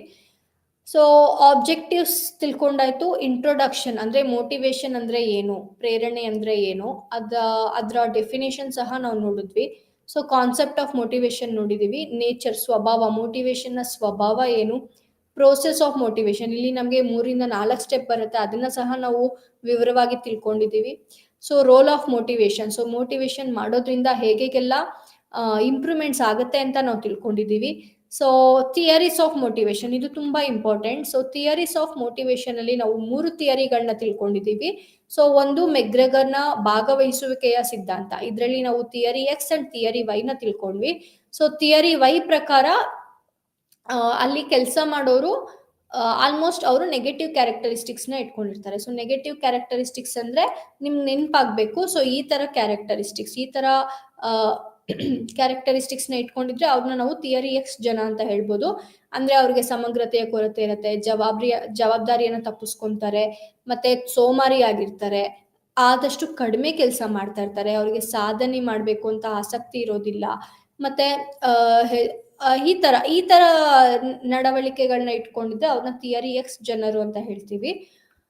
ಮತ್ತೆ ಥಿಯರಿ ವೈ ಜನರು ಅಂದ್ರೆ ಇಲ್ಲಿ ಇವರು ಬೇರೆಯವರಿಗೆ ಎಕ್ಸಾಂಪಲ್ ಆಗಿ ಕೆಲಸ ಮಾಡ್ತಾ ಇರ್ತಾರೆ. ಅಂದ್ರೆ ಇವ್ರಿಗೆ ಒಂದು ಉದ್ದೇಶ ಅನ್ನೋದು ಇರುತ್ತೆ, ಒಂದು ಜವಾಬ್ದಾರಿ ತಗೊಳಕ್ಕೂ ರೆಡಿ ಇರ್ತಾರೆ. ಅಂಡ್ ಇವನ್ ಅವ್ರಿಗೆ ಸಾಧನೆ ಮಾಡ್ಬೇಕು ಅನ್ನೋ ಬಯಕೆ ಇರುತ್ತೆ. ಮತ್ತೆ ಎಲ್ಲ ಕೆಲಸವನ್ನ ಮಾಡ್ತಾ ಇರ್ತಾರೆ ತುಂಬಾ ಚೆನ್ನಾಗಿ. ಅಂಡ್ ಇವನ್ ಇವೆಲ್ಲವನ್ನು ಸಹ ಈ ತರ ಕ್ಯಾರೆಕ್ಟರಿಸ್ಟಿಕ್ ಇಟ್ಕೊಂಡಿದ್ರೆ ಅವ್ರನ್ನ ನಾವು ಸಿದ್ಧಾಂತ ವೈ ಅಲ್ಲಿ ಬರುವ ಜನರು ಅಂತ ವಿಶ್ಲೇಷಿಸಬಹುದು. ಹಾಗೆ ಮಾಸ್ಲೋ ಥಿಯರಿನ ತಿಳ್ಕೊಂಡ್ವಿ. ಸೊ ಮಾಸ್ಲೋದಲ್ಲಿ ಅವರು 5 ಭಾಗಗಳನ್ನ ಮಾಡಿ ಬೇಸ್ಡ್ ಆನ್ ನೀಡ್ಸ್, ಅಗತ್ಯತೆಯ ಪ್ರಕಾರ 5 ನೀಡ್ಸ್ ನ ಅವರು ಡಿವೈಡ್ ಮಾಡಿದ್ದಾರೆ. ಹರ್ಸ್ಬರ್ಗು ಅವರು 2 ನೀಡ್ಸ್ ನ ಡಿವೈಡ್ ಮಾಡಿದ್ದಾರೆ. ಸೊ ಇದೇ ಬೇಸಿಕ್ ಡಿಫ್ರೆನ್ಸ್ ನಮ್ಗೆ ಹೇಳೋದಾದ್ರೆ. ಕೊನೆಯದಾಗಿ ಉದ್ಯೋಗ ಪುಷ್ಟೀಕರಣ. ಸೊ ಜಾಬ್ ಎನ್ರಿಚ್ಮೆಂಟ್ ಅಂದ್ರೆ ಏನು, ಎನ್ಲಾರ್ಜ್ಮೆಂಟ್ ಅಂದ್ರೆ ಏನು. ಸೊ ಎನ್ರಿಚ್ಮೆಂಟ್ ಮಾಡಿದ್ರೆ ನಮ್ಗೆ ಏನೇನೆಲ್ಲ ಬೆನಿಫಿಟ್ಸ್, ಏನೇನೆಲ್ಲ ಡಿಸ್ಅಡ್ವಾಂಟೇಜಸ್. ಸೊ ಇವೆಲ್ಲವನ್ನ ಸಹ ಇವತ್ತು ನಾವು ವಿವರವಾಗಿ ತಿಳ್ಕೊಂಡಿದ್ದೀವಿ. ಸೊ ನೆಕ್ಸ್ಟ್ ಕ್ಲಾಸ್ನಲ್ಲಿ ನಾವು ಪ್ರೇರಣೆಯ ಟೈಪ್ಸ್ ಅಂದ್ರೆ ವಿಧಗಳೇನೇನಿದ್ದಾವೆ ಅದನ್ನ ನಾವು ನೆಕ್ಸ್ಟ್ ಕ್ಲಾಸಲ್ಲಿ ತಿಳ್ಕೊಳ್ಳೋಣ. ಧನ್ಯವಾದಗಳು.